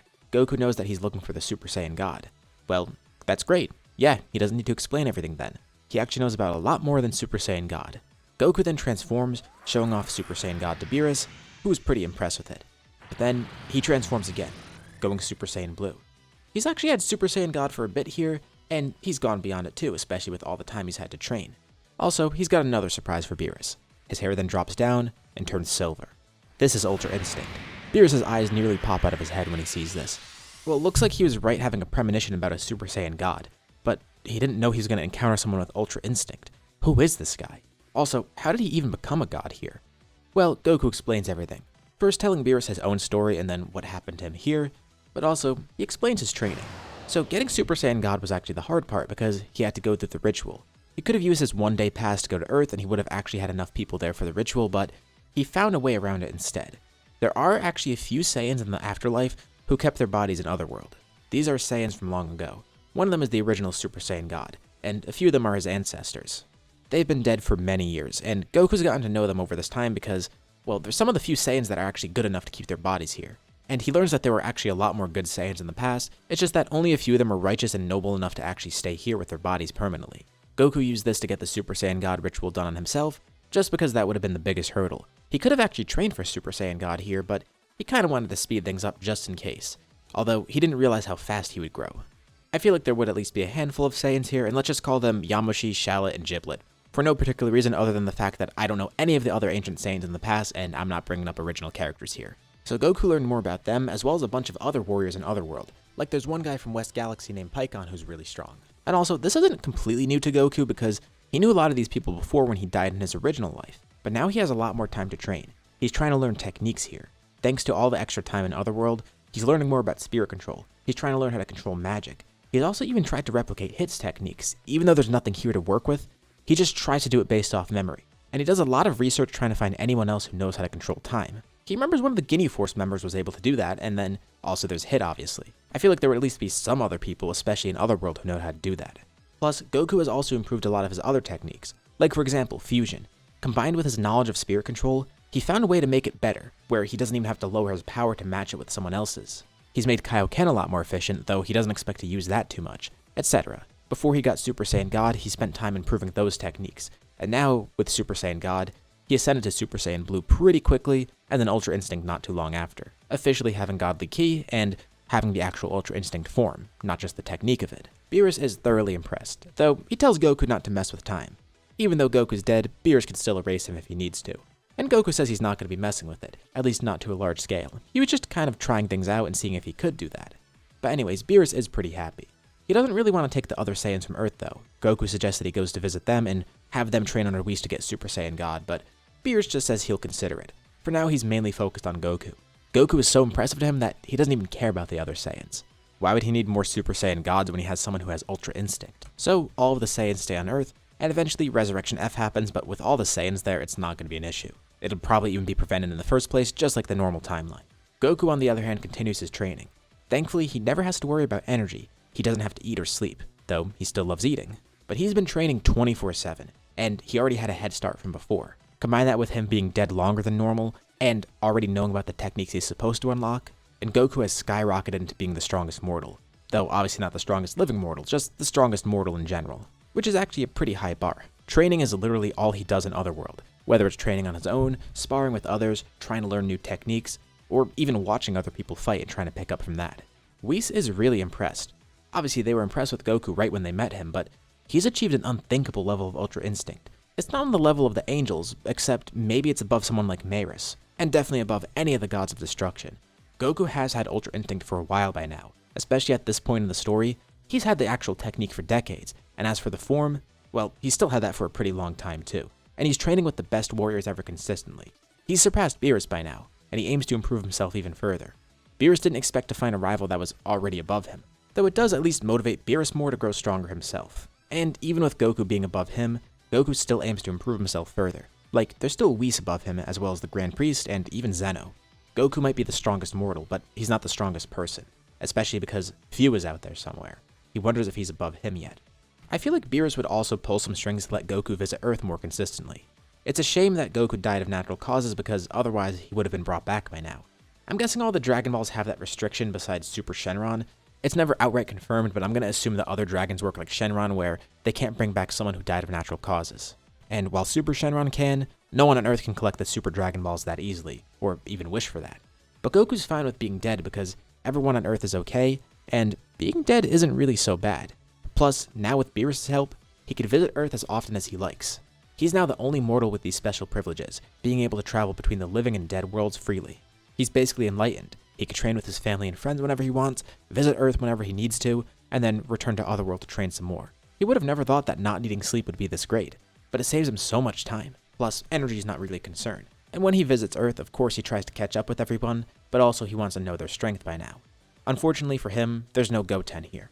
Just like in the regular future timeline in the original story, he was never conceived. So that really is a bummer for Goku, and it probably wouldn't work to have him now, especially because Goku's dead, and at this point it might not even be Goten, thanks to the randomness of genetics and me not wanting to do that in this story. But anyways, Gohan, Trunks, Raditz, Nappa, and Vegeta, they all have Super Saiyan 4. Much to Goku's surprise though, it's not the Super Saiyan 4 that he knows. Vegeta was actually the first one to discover this, trying to go beyond Super Saiyan 3, which he also discovered himself. He tried harnessing the power of Great Ape while also Super Saiyan, and he was able to do that. Goku's just a bit confused because it looks different, although similar enough to Super Saiyan 4. But after Vegeta explains it, he realizes it was unlocked a different way, so he guesses that there's 2 Super Saiyan 4s. Weird. And they decide not to perform the Super Saiyan God ritual, they're just going to train for their power instead, even though Beerus isn't going to take them to his planet. But Goku decides to give them a little push if they want, letting them all a little bit of his godly ki just so they can infuse it within him, and then they can train with this and grow with that. And sometime down the line, they get their godly forms, with Vegeta now trying to combine Super Saiyan 4 with the power of his godly forms. Of course, Raditz and Nappa are trying to follow suit, while Gohan and Trunks just kind of do their own thing. They are training, but they're not as focused on it as the other 3. This Goku's coming to realize that he is really overpowered here, while all of his friends, they're kind of underpowered compared to normal. Sure, they're going to be able to catch up soon enough, but there's a huge disparity. He knows that present Goku is probably overpowered compared to everybody, but this is a different level. Future Goku believes he's far beyond that present Goku. And now, we arrive back to where we were in the last point in the story, when Goku was talking with both Zamasus. All that backstory I just gave, I guess he was just explaining that to them. Fu is about to arrive soon, and Goku needs to go to the present timeline. With all of his connections, it's not really too hard. One of the Zamasus brings him there, arriving on Beerus' planet, and the first person that he meets is the other version of Goku. The two shake hands, glad to meet once more. Present Goku didn't expect him to show up here, but it makes sense that he would, and he's glad he is here. He likes the new gi that he has too. Oh yeah, in Otherworld, he decided to change into this new one. Anyways, both of them know what's about to go down. Present Goku really wants to see his future self's power, and future Goku says they could battle if they make it out of this alive. They're both going to use that as motivation to win this. Future Goku learns of what Goku was able to do here, and thankfully, when looking at the big picture, things weren't too outrageously different. Sure, there were some different events and different people involved, but mostly, Goku has all the people he needs, and then some.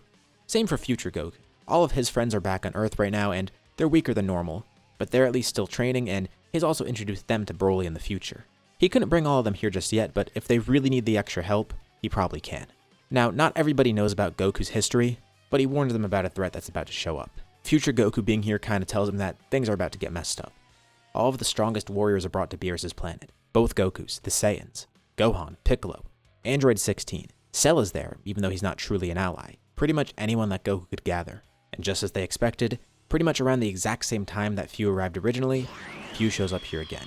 He tells them long time no see. He's glad to see 2 Gokus here too. Looks like things got really interesting, and he has been monitoring it. He knows they're probably wondering what he was even trying to do here, so he decides to explain it to them. This was an experiment to him. What? They were expecting a more evil motive, but an experiment? They were just playthings? Yeah, pretty much. He does this a lot too. He experiments with different people and different timelines, and this one was so weak to him that he just effortlessly reversed everything here. He wanted to see how Goku would grow with these circumstances, starting his life over with the same things that he had before. Well, besides the power itself, but it's kind of a fun test. And that's where the bomb is dropped that Goku actually knows everything that was going to happen in his life. The others learn of Goku's history. Some of them are confused and others not so much, like Raditz then asks more about it, and Goku says that he wanted to keep things normal so he kept it under wraps from most. But how could he not tell his own brother? Well, Goku turns to Raditz and lets him know he never really knew Raditz before. Same for Nappa. Honestly, there's no point in telling them because he didn't know how their lives would turn out to be. People like Vegeta, Gohan, Piccolo, even Broly, he knew how it would turn out, so even though it took him a bit to reveal that to all of them, and funny enough, Piccolo was the first to know. Still, they all learned this at some point because Goku knew them well enough and trusted them enough to kind of get them to this point. Not that he didn't trust Raditz or Nappa, though they're pretty surprised to learn this, and Cell is interested to get more insight on this too. Raditz originally died against him and Piccolo and was never brought back. Nappa originally died too. 16 was never rebuilt. Cell died, and Piccolo was different, though he already knows this. Goku did want his life to go the same, but that was impossible. Although, in all honesty, this one didn't turn out to be too bad. It was really good, even with all the great differences. And few laughs. Goku kept it a secret for this long? It's an interesting thought experiment too. What a fun way for his mind to operate. So, Goku asked what the next part of this experiment is. Well, obviously, it's the fight. He wondered if, with all that same knowledge, they'd be able to fight him again, and this time actually win. If not, he's just going to do the same thing over and over again, just until Goku can. He'll torture him for an eternity if he needs to. It's all part of his scientific method. The final battle against Fu begins. The fight starts with Fu versus present Goku. Goku cycles through all of his forms, knowing how outmatched he was last time. He eventually gets up to Ultra Instinct, and he's doing a lot better than he did in his previous life, significantly better even. It has been many decades since then, but if he had to estimate his strength right now in comparison to his normal self, well, just in this stage of Ultra Instinct, he's many times stronger than the collective power of the original group that fought Fu. And Fu comments on this too. Well done, he's definitely a lot stronger, but he's surprised he doesn't have anything better for forms. But Goku isn't done just yet. He powers up a little further, doing something that he's never really shown off in battle before. Well, besides against Beerus. Goku has found ways to use the Ultra Instinct technique alongside his other forms, but the Ultra Instinct form, that was always something he had to use separate. But in his mind, if he can combine other forms with each other, maybe he could do the same with Ultra Instinct, and that's what he did here. Goku then powers up even further. His hair stands up, taking on the golden color of Super Saiyan, and once more, Goku cycles through all of his forms, while also using Ultra Instinct, and he finishes off at his strongest form. This is what he simply calls Ultra Blue, the merging of the Ultra Instinct form and Super Saiyan Blue. He could use Ultra Instinct so well that not only is he using the technique alongside Blue, but the form itself. He's unfathomably strong right now. And even Fu's pretty impressed. Wow, he didn't see any of the other Gokus in other timelines use this. Wait, other timelines? What does he mean? Fu says to forget he said anything. And even Fu's starting to have trouble, causing him to power up on his own too, using Super Fu. He commends Goku. This is way better than the last time they fought. Even though it was over 4 decades for Goku, Fu kinda just traveled through time again, and he didn't actually have to wait that long. From his point of view, only about a month passed. He was busy with other things in the meantime, but he knew he had to come back to this. But Goku isn't the only one fighting. Full Power Broly, who could actually use higher Super Saiyan forms now. There's Beast Gohan, a third eye boosted Orange Piccolo, Blue Evolution Raditz and Nappa, Majin Buu, Cell, an upgraded Android 16, and of course Ultra Ego Vegeta. It is kinda hard having everybody fight together at once, but they're all here on standby, and in order to conserve stamina, basically everyone takes turns hitting him like a punching bag. But they have other tricks up their sleeve too. It seems like Goku's the only one able to do any damage to him right now, and with Fu transforming, that's gotten even harder. Piccolo then holds a hand out to Majin Buu, trying to awaken further strength within him, briefly summoning the Grand Supreme Kai, who manifests himself through Buu, and also feels a lot stronger from this. He's a little bit lost, and Piccolo didn't expect that to happen either, but hopefully he can help out and be a smarter fighter than Buu. Future Goku's also watching along, and he simply goes into Ultra Instinct. Present Goku's a little surprised that he's not using the same type of power, and Future Goku says he'll explain if they make it through this fine. Fu then starts using his own time power, warping space-time around everyone, pulling off what seems to be impossible attacks. Both Gokus try and counter this because they have had experience fighting Hit, and Future Goku's of course worked on trying to control time himself. Present Goku has too, but he's not as adept with it as Goku is in the future. But this is different. This isn't simple time control, this is time power. And amidst the war, Fu then turns his attention to Cell, who briefly clashes with him individually. Cell is pretty strong, but he's not one of the strongest people here. Fu is surprised to see him though, wondering if he's holding back or something. Maybe he's got some other tricks up his sleeve. Cell's a little bit confused. Why is Fu focused on him? Oh, he truly doesn't know then. Well, whatever. This Cell is completely unfamiliar with him, so he's probably not that impressive. Fu simply swats him away. Beerus is watching along too. Typically he wouldn't get involved in these type of fights, but considering the stakes here, he might need to. He has grown stronger himself, but he wonders if it'll even amount to anything. Goku has already surpassed him, and there's 2 Gokus here, with the future one being even stronger. Goku being so strong here and being so ahead in terms of his powers, that made Beerus a lot more motivated, and he doesn't want to fall behind. It's so strange thinking that he as a god of destruction is going to fall behind the mortals, but it actually is possible now, so he briefly lends his help. Piccolo, Cell, and the Grand Supreme Kai combine their magic, trying to hold Fu in place temporarily. Then, both Gokus, Beerus, and Vegeta all jump up together. Each of them sticks a hand out, their 4 hands all connected. With all their power combined, they launch at Hakai. And Few actually panics for a moment. He tries to counter it with his own power, and he's barely able to. Wow, that was actually pretty close. He's impressed. He didn't think they had that in him. Plus, he wasn't expecting Beerus to fight either. This really is a fun experiment. They almost got him there, but not quite. Future Goku then taps Goku on the shoulder. He's thinking of the same thing, isn't he? Well, yeah, he didn't really want to resort to this right away, but that will at least make the fight easier. But Future Goku tells present Goku to follow his lead. They're going to do things a bit differently this time. The 2 Gokus briefly withdraw from the fight. Then there's a brilliant flash of light and a huge surge of ki. Together, the 2 Gokus perform the fusion dance. This is really weird. Of course, they've each fused before in their past lives, considering the 2 of them did live the same past life. So they're well aware of Gogeta, as well as Vegito. But merging with themselves is a little strange.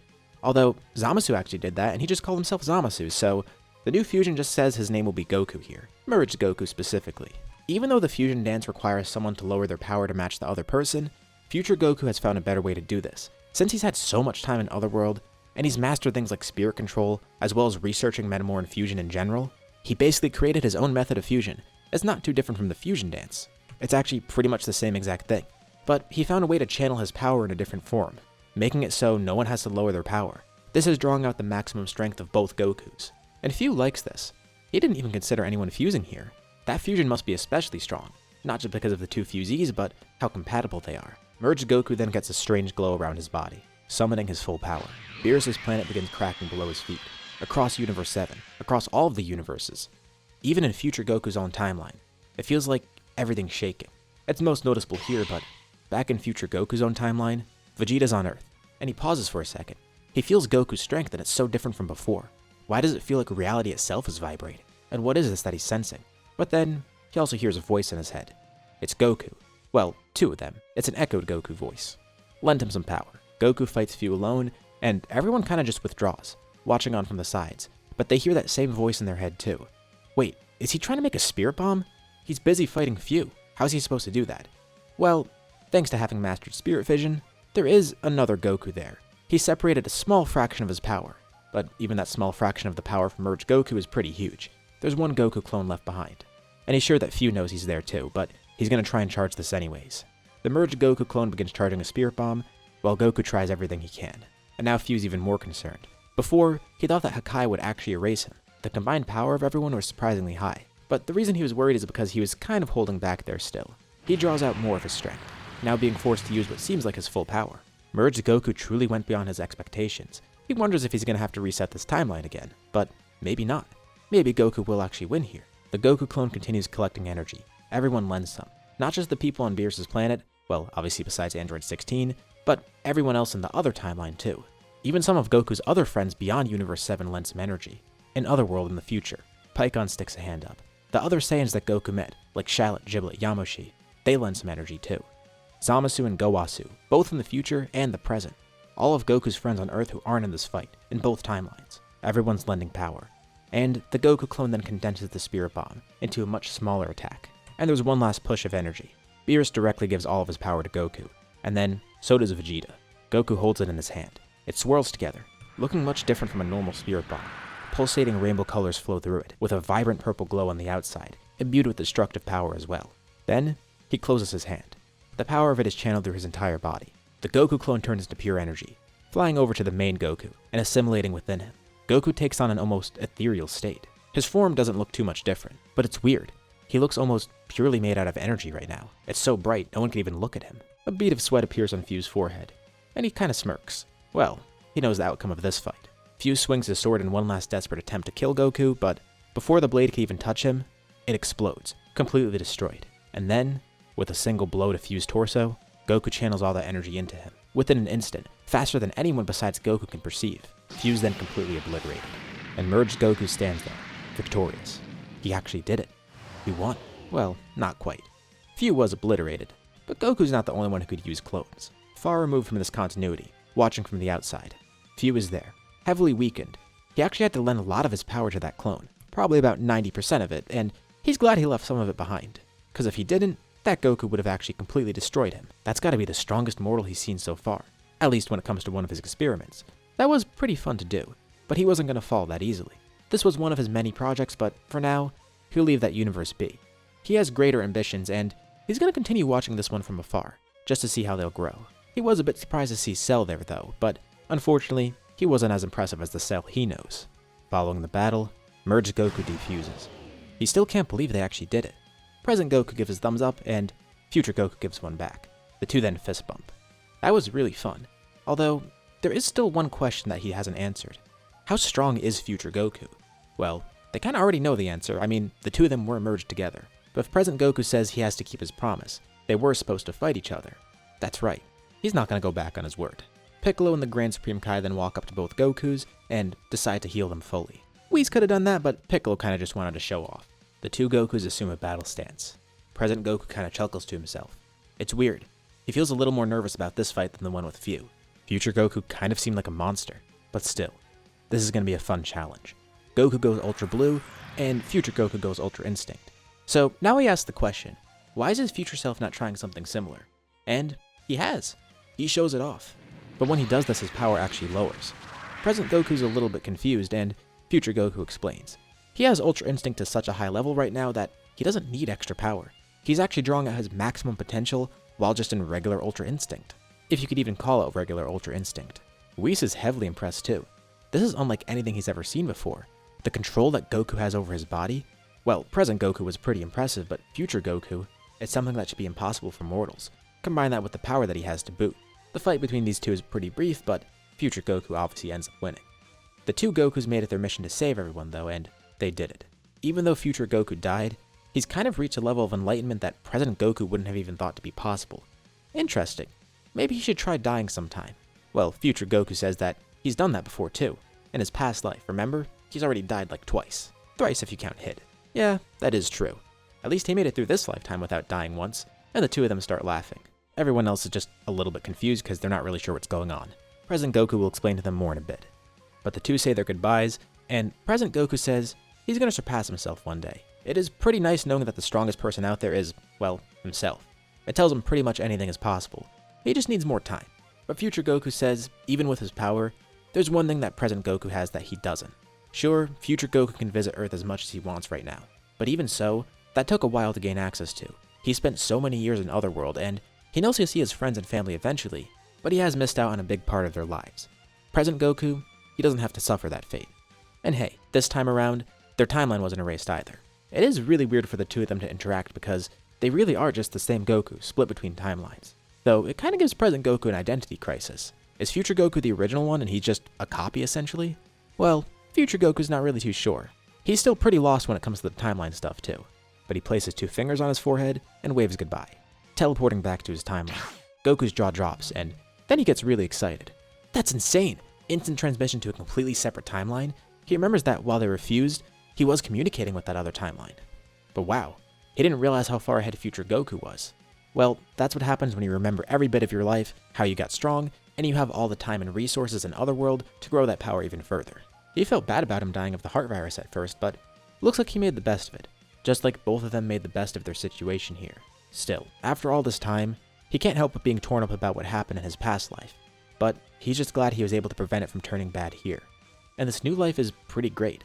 Plus, he's at a point now where he doesn't know what lies ahead. He was so focused on rewriting the story of his past life, trying to make it as close to before as possible, that he completely forgot about what comes next. The new story that he's writing beyond that. And now that he's overcome the toughest challenge, he could focus on that too. He's excited for what lies ahead, because he doesn't know what lies ahead. It's a feeling that he hasn't known since his past life, and he finally feels it again. But what about that unwritten chapter of Goku's life? Well, our story isn't exactly done just yet. After Future Goku returns home, he reflects on things. Yeah, he might have died, but things went alright. His friends on Earth are slowly ascending to the realm of gods, just like him. And another weird thing's happening too. Zamasu in the future is making a documentary on Future Goku, just because of how great of a warrior he is.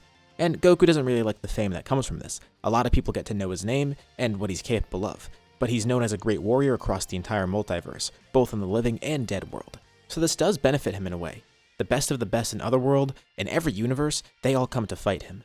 If this is going to be his eternity, well, it is pretty nice. This is a pretty great version of heaven, and maybe the fame is good for him. Back in the main timeline, not too long after Fu's defeat, another world tournament arrives. Goku's other friends like Granola are there too, just to see what Earth is like. And even Cell joins the tournament. He hopes to beat Goku here. So does Piccolo. So does Nappa. So does Raditz. So does Vegeta. Okay, I guess like half the roster does. Actually, everyone should, because otherwise they're not going to be able to win the tournament. But Goku's more interested in something else. In his past life, when Fu actually attacked, it was before he got to meet Oob, and this whole time, he was waiting to see what he'd be like. He reincarnated in his past life, but here, he hasn't seen him just yet. And to be fair, in his past life, he only had heard of him from Dende, and he knew that Oob helped against Moro, but that was basically it. Thankfully, he shows up here too. He might be a little bit younger with how differently the things went with Majin Buu here, but he still did get reincarnated, which is good. He was worried that it wouldn't happen, and he never got an opportunity for this in his past life. Now he's at the point where things are going unexpectedly. He doesn't know what happens beyond here. But this is amazing to see. This is Kid Buu's reincarnation, and this kid doesn't even realize how good of a teacher he has right in front of him. As a member of the tournament, and also just watching over in general, King Piccolo's there. To think that he would have never experienced this life before.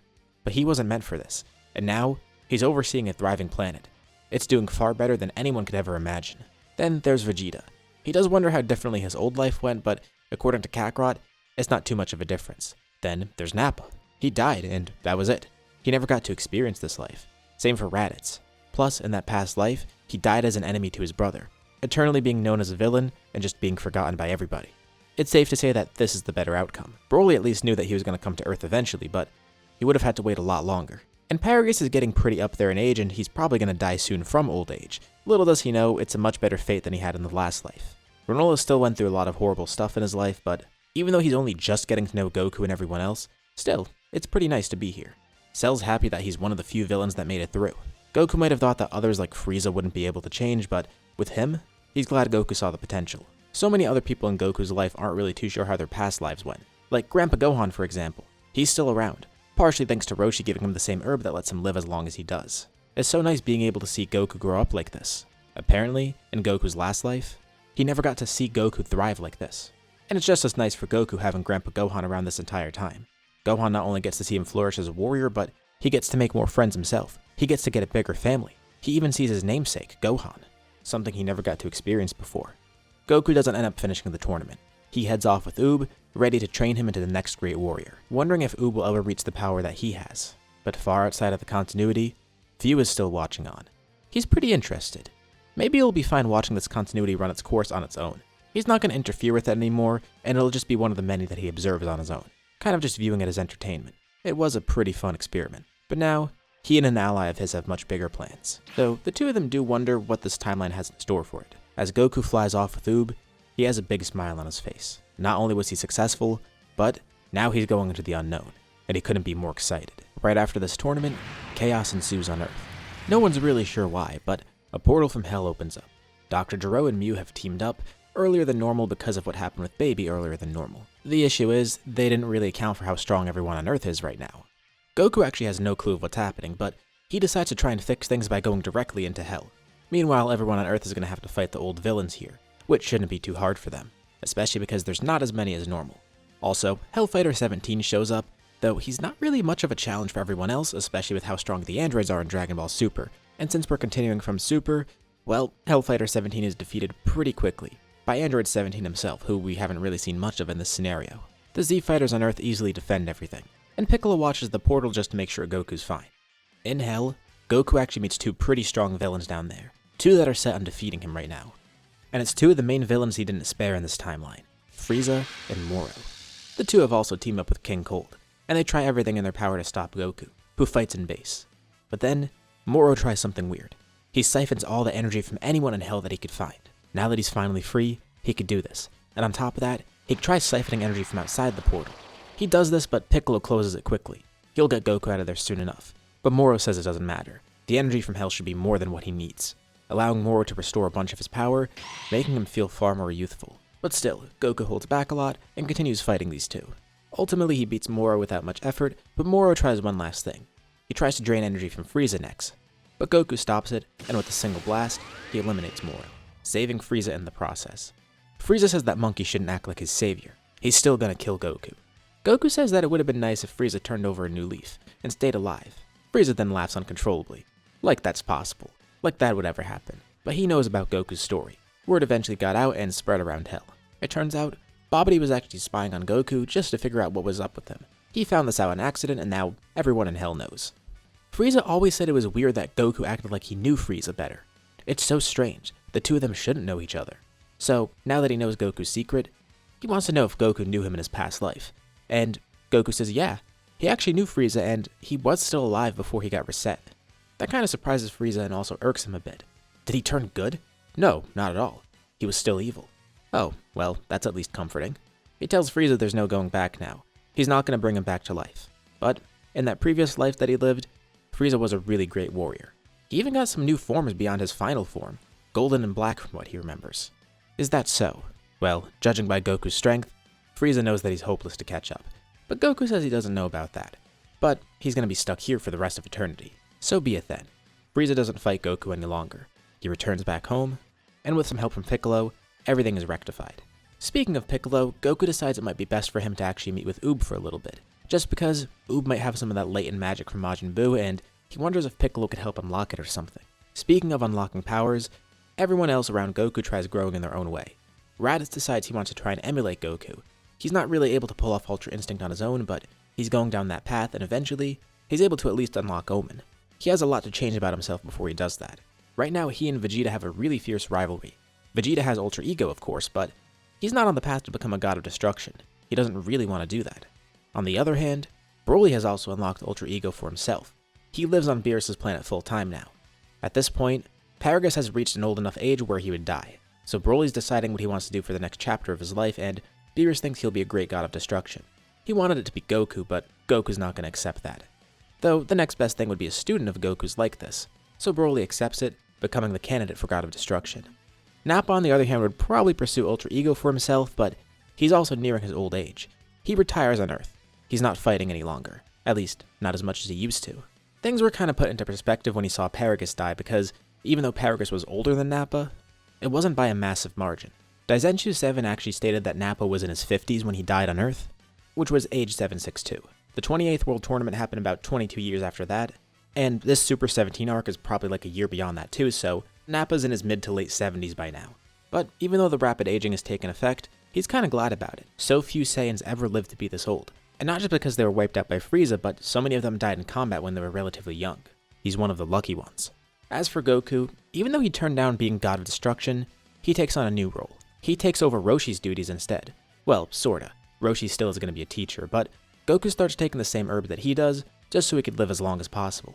Thankfully, by taking it now, he'll hopefully retain his youth, since he's still in his physical prime. He's not sure if it's gonna work, but it's worth a shot. This begins the creation of the Neo Turtle School, which also has a competitor, the Neo Crane School, led by Tien. But this one has 3 masters, Goku, Krillin, and Roshi, and it has 4 students right now, Goten, Trunks, Pan, and Oob. Now, even though we haven't seen Goten too much in this story, he is a lot stronger than normal thanks to his abundance of S-cells, just like Gohan in this scenario, and kinda like Goten originally because of how quickly he went Super Saiyan. But this Goten has greater potential, and he even has Beast by this point, just like his brother. He had his potential awakened too, and Trunks decided to follow suit. He only was able to get Super Saiyan 3, and right now he mostly uses Ultimate. He's trying to catch up to Goten, and neither of them have Godly Ki. Pan's obviously still pretty young, but she has some insane potential too. Though, the most impressive student is Oob. He actually had some of his power awakened by Piccolo, and after some time I feel like he would even merge with Buu again.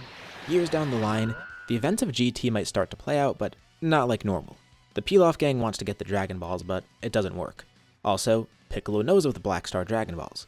He runs a pretty tight ship up on the lookout, and first of all he gets rid of those, but second of all, he makes sure the Pilaf gang doesn't get the Dragon Balls. They ask Piccolo if he could at least help them out a little bit because they were the ones to free him after all. But Piccolo says they should be lucky he's not killing them. That's how he's paying them back.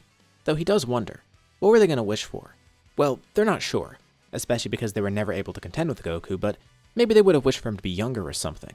Piccolo eventually tells Goku this, and it gives him a pretty good laugh. He never went through that with the Pilaf gang in his previous life, but Goma tried the same thing, and that did not work out for him. Of course, no Baby Saga because that already happened here. And as for the Shadow Dragons, I don't think that would happen either. Piccolo has perfected the Dragon Balls and has purged all the negative energy from his old wishes preemptively. This Piccolo is a lot smarter and stronger when it comes to magic, and he has none of the oversights that Dende had because first of all, he's more experienced, and second of all, this is part Kami. He has all the knowledge of Kami and the Nameless Namekian, and knows about the history of the Dragon Balls here on Earth. He did this with some help from Oob, and they were able to purge all that negative energy out, which he thought might be worthwhile. Oob's actually partially a student of him too, for the magic side at least. In terms of everything else, he's Goku's student. And now, we've reached when GT would have ended. Nappa has already rapidly aged and he probably only has a few years left to live. Vegeta is still training, but he's slowing down on it a bit. Same for Raditz. Their rivalry has exploded. The two of them are dead even with each other, and Vegeta would have never pictured that Raditz to be a rival to him. And Goku never would have either. Raditz never lived this long in his past life. Goku might have never been able to save his parents, but he at least takes comfort in the fact that he was able to change Raditz. Broly, on the other hand, doesn't have to worry about old age hitting him. By becoming a candidate for God of Destruction, he's gained the ability to just never age. Beerus isn't going to retire just yet though, but Broly has already surpassed him in terms of power, and he's really proud of this. Of course, his universe already does have the strongest mortal, that being Goku, but right behind him is Broly, who's going to be the strongest God of Destruction ever. He even rubs it in Belmod's face a bit, having Broly fight Toppo, just to prove to Belmod that his student is the stronger one. And Broly does beat Toppo in a fight, but the two of them actually get along pretty well. Things are looking bright for the next generation of gods. And Goku's glad he got to live this long with his family, as well as all of his friends. But Goku's now getting a better picture of his mortality, and even though he started taking that same herb as Roshi, he decides he's not going to do that. He doesn't need to live forever, at least not on this mortal plane. Once he actually dies, he'll still be living a very fruitful life, judging by his future self. He first gets a better glimpse of this when Nappa dies. He lived a good life, probably to about 90 years old, and by the point where he dies, Vegeta and Raditz start their rapid aging, and Goku's not too far behind. Also, his human friends will start aging too. Krillin, Tien, Yamcha, Chi-Chi. Broly's going to be the only one that avoids this. But before he hits his rapid aging, Goku tries one last thing. He places 2 fingers on his forehead and teleports to another timeline. He's gained the same ability as well. He meets up with future Goku. The two have a rematch, both in Ultra Instinct, and it's not any normal Ultra Instinct. The two of them have come up with the same name for this form, Ultra Goku. It's Goku at his peak, fully enlightened, a master of everything that he's learned in his life, whether it be martial arts or anything else. He uses Ultra Instinct flawlessly, as well as an angel would. He is, by all means, the perfect warrior, in both timelines. Of course, future Goku is far stronger, but the two Gokus enjoy their bout. It certainly won't be their last. Goku tells future Goku that he's going to be joining him soon in Otherworld, even if it's in a different timeline. He tells future Goku about all the different things that he went through in his life, things that neither of them experienced before. But he's kind of accepted what's coming for him. Goku always strives to grow stronger. And you know, something that future Goku said stuck with him. Maybe he should try dying sometime. Of course it was a joke, but still, what better way to grow stronger than dying, being able to train infinitely? Not worrying about aging, not worrying about sleeping, not worrying about eating, nothing. Just eternally training and growing with the strongest people. Whether that be people in Otherworld that Goku's never met before, or the friends that Goku already knows, or even himself from another timeline. And future Goku's glad to hear that. Despite how different both their lives went compared to each other, it's things like these that remind him that this guy is just him. The two shake hands as Goku places his fingers back on his forehead. He'll see future Goku very soon, but when he finally hits his rapid aging, he plans to go all out, even if it kills him, because he knows that he'll just end up here again. The two Gokus share a confident smile as present Goku returns back to his timeline, returning back to the people that he fought so hard to meet again, protect, and grow old with. And with that, we'll end off this story here. What'd you guys think about this story as a whole? Leave your thoughts in the comments below. I'd love to see what you think. As usual, be sure to drop a like and subscribe if you haven't already. It really does help with the channel, and it shows me you want to see more videos like this. Anyways, thank you all for watching. Thanks for supporting this very long scenario the whole way through, and I'll see you all in my next video.